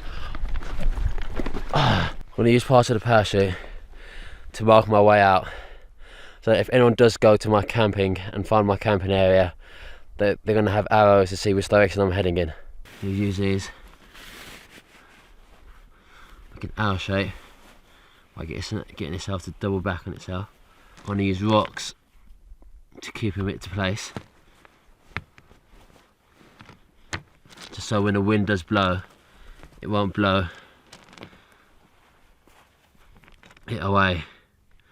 No, I think it looks pretty good. It's a pretty decent arrow shape, pointing that way. When you're out in the wild, you don't want to ever have to rely on just one method of survival. The hell was that?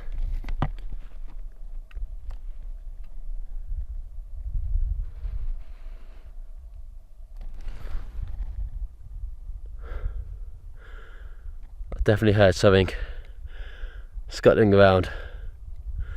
It's fast. It's near my feet. Anyway, let's hike on.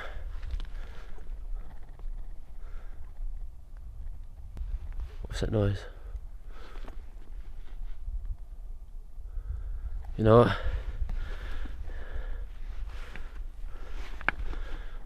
What's on here?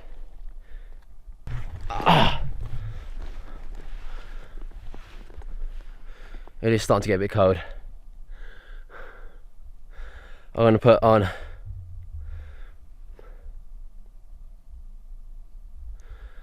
it's starting to get a bit cold. I don't want to have to waste energy trying to keep warm, so I'm going to put on my I can't even think of what the word is. This dehydration's getting to me. I can't even think. Poncho, getting bitten.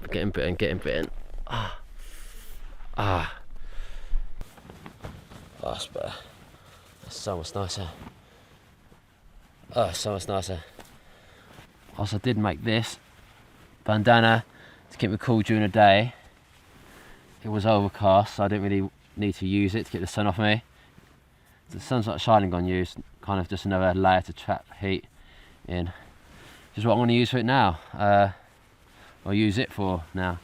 I can't fold it again. We fold it one more time. Since the head is one of the major heat loss zones of your body, it's going to keep the heat in. Just need to rest for a second. It's a bit knackered, to be honest. Starting to get really tired. I need to start moving again soon because I'm getting tired, and if I get tired I'm going to fall asleep. Sitting down and doing nothing is so much nicer than walking. You can really feel the cold without this poncho over screen.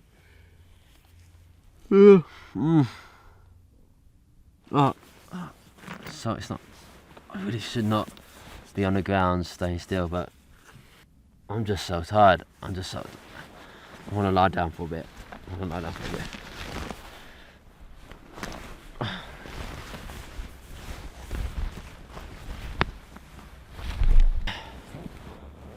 Just use my bag as a headrest. I need to turn off. I don't have the energy to mess around with cameras, so I'm just going to turn this one off.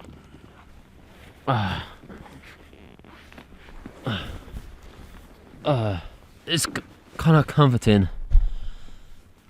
To see your own face on camera. Oh,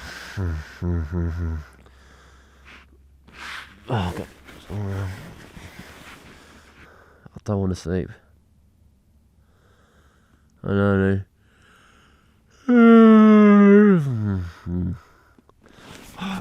I do need to have my time walking. I need to sleep at the same time. Like, I can't do everything. I'm getting bitten by mosquitoes unless I'm in there. I thought I said, I know, I don't have that far to go. In terms of distance away from where I need to go, it's not a far distance. It's probably just like a couple of miles, literally just a couple of miles. But I just want to do it. I'm just trying to do it at night because. So I've just gotten up. I'm sleeping. I did not mean to sleep that long. I just wanted to rest. It was very cold. I was very tired. Yeah, like even in this poncho, it was extremely cold to trying to sleep on the desert floor.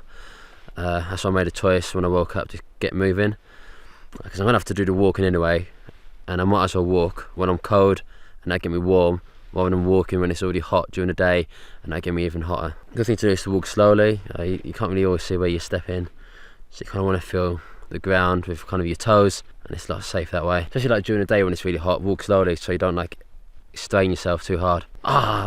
See. That's fine. False alarm. Yeah. Okay, that one felt less of a false alarm. Yeah. What we want to do as well is take the easiest path. You know, you don't want to be climbing up hills or mountains or sand dunes. What you really want to be doing is staying down low in the valleys. You know, climbing up will exert a lot more energy than kind of walking around. Even if walking around is a further distance, it's going to be a lot less energy than it'll take to climb up the mountain. Or like sand dune in this case. Now, it's all kind of similar things. It's better to like zigzag in and out rather than going straight line, up and down, up and down, up and down. So let's keep walking. In any survival situation, it's very important to kind of mark your trail. You know, if you leave your camp, you're going to want to mark some kind of arrows or some signs or some notes about where you're going. Essentially, like if someone just stumbled across your camp, they'll have no clue where you are unless you leave signs. So if you continually make arrows, you do it from rocks. I'm making this one from parachute because this is what I've got on hand. And then you just put some rocks in it to make it neater, make it more defined. And there you go. You can let anybody know, any rescuers, what location you're going to. I'm heading that way. I found.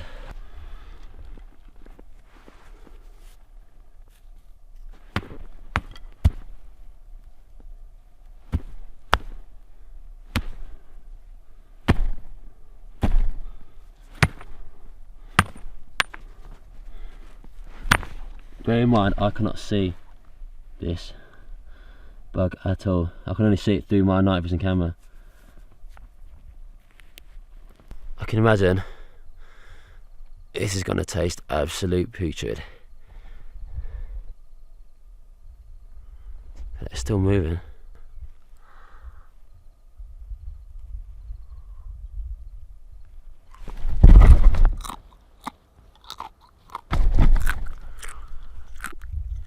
Alright. Oh. Oh. Oh. Mmm. Mmm. Mmm. Mmm. Ah. Ah. That is the grossest thing I've ever eaten. Oh god. Oh. Ah. Oh god. Ah. Ah. Ah.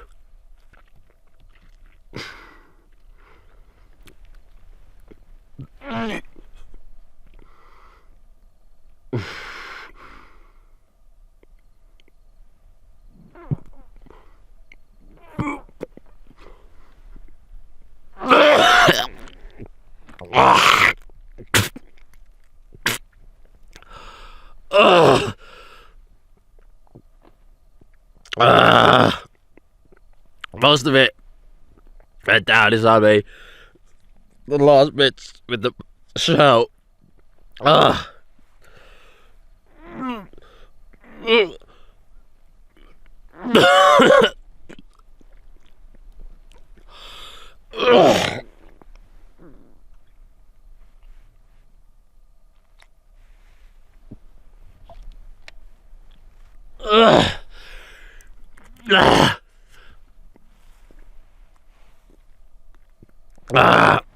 I mustn't be sick. If I'm sick, you lose any water content in your stomach. Most of it went down, but my God, some of it came back out. Oh my God. My gag reflex has never fought so hard.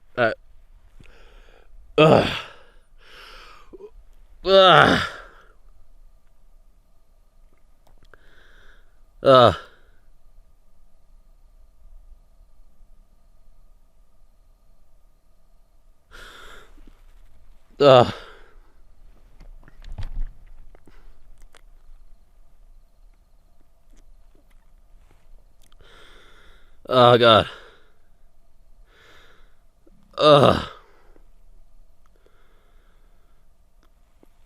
The thing is, whilst the shell is hard and dry, the insides are pure mush. Which is good in this situation because that's a lot of liquid. That's a lot of liquid, but it's the worst way to get it. Oh God, that's a big one. I need to make my way out. I can't be doing any more of those. I cannot be doing any more of those. Oh my God, I so badly wanted to be sick. That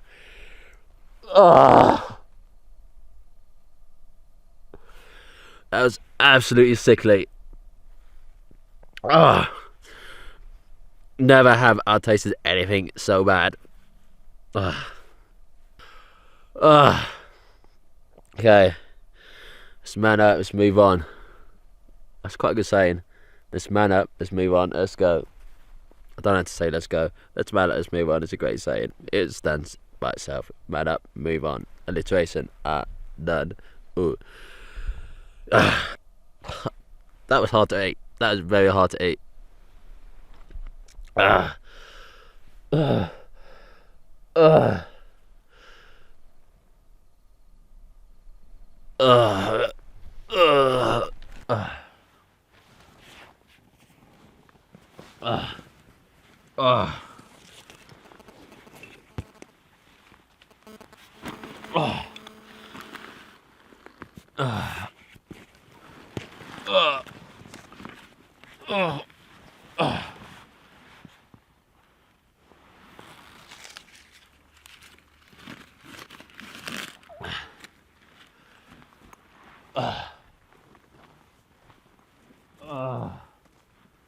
That very much had a very barbecue-like aftertaste now. It tastes like barbecue crisps. Let's keep going. I did plan to hike all night, but I got very tired. I had to fall to sleep and rest. That's what that kind of heat does to you.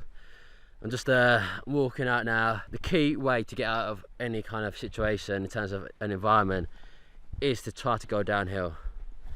Generally, best way to get out of any situation is to generally go downhill. Downhill is where people are, where rivers are, where anything is. You know, people generally don't build cities on a mountain. They normally build them at the bottom. I'm very dehydrated as I make this long walk back to where I need to be. Things you want to listen out for are roads. I don't know whether I can. I feel like I can hear one. I'm so close to almost being out. And what I can do to minimise moisture loss is cover my mouth. You lose a lot of moisture by talking. So from now on, it's going to be a silent movie by using this parachute. Another method is also breathe through your nose rather than your mouth. Just keep your mouth shut. I will say something though, my arms are getting weak just holding this camera. It's that little energy I have inside me, that little moisture which is required for you to do your daily tasks. And as you can notice, I've gone to a single camera setup, as you know, my energy levels are much too drained, especially when I'm walking. I can't afford to be walking forwards and backwards, setting up new shots constantly and out the nose. This also protects your mouth from getting any dust inside it as well. Look, this is dust getting inside my mouth the other day. This, whilst it is nylon, will keep the sun off me. It's also not really so warm right now. It's not boiling hot, so this helps keep you warm when it's cold, and it helps keep me cold when it's warm. It's quite airy and flowy, which means there's good ventilation for any sweat to evaporate, rather than keeping it too close to the skin. You know, Bedouins often wear dark colours, because dark colours will not reflect the light. Well, Bedouins traditionally wear dark robes. You know, people say often, if it's hot, wear white. But white would just reflect the body heat back into the body. By wearing darker clothes, you allow the body heat to leave your body much better. You know, there's arguments for both. There are benefits to wearing white clothing, benefits of dark. But, you know, if the Bedouins do it, then the Bedouins probably have a good idea. They've been living out in deserts in Africa for millennia. Survival challenge, purely with a plastic canteen. So I completed this survival challenge purely with plastic canteen, steel wool, parachute, and some plastic piping for my battery cut out. Completed this challenge out here, third day out in the desert, with a parachute, plastic piping, a water can, along with some steel wool. I then utilised a battery from my shotgun microphone to make fire. Survival's not all about having, you know, survival's not always about having the perfect equipment like machetes or knives or matches. It's all about us in there. If you can show some ingenuity, then you can do it easy. How many uses have I got out of this parachute? I'd say near enough 10 uses. It's been a great tool, and whilst it was heavy to carry in, it's really paid itself off in bucket loads. And there we go, there is the haven. Just another quick trick. Now, wearing clothing that covers your entire body prevents the sun's UV rays, so very harmful, from touching your skin. I shouldn't be ever wearing clothing which covers your whole body, your whole skin, prevents the sun's rays from touching your skin, which will do a lot of damage to it. It's very harmful. Don't forget that often in the desert, if something looks 1 mile away, it's probably at least 2 miles away. So you don't want to get your hopes up high about how fast you reach your destination, but I feel like I'm getting close, because things generally look closer if you can see them, because deserts are often quite flat and you can see quite far. You feel like just because you can see it, it must be close, but that's not true. It's like in towns and cities, if you can see something, it's close because everything's just like built next to your face. But out in the desert, it's spread out so far and wide. Our stories, people surviving out in deserts for weeks.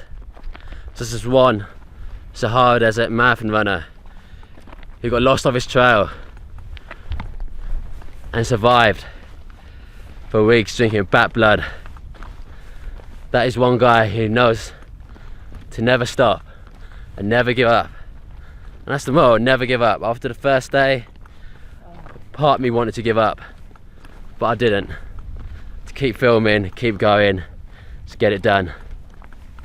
Goes to show, if you can use shade correctly, you can really minimise your water loss. If you're clever, get your head screwed on, you can do it. It's not a long-term solution, but in the short term it can work. There we go. So close to my destination now. It's edging closer. It's an inevitability now.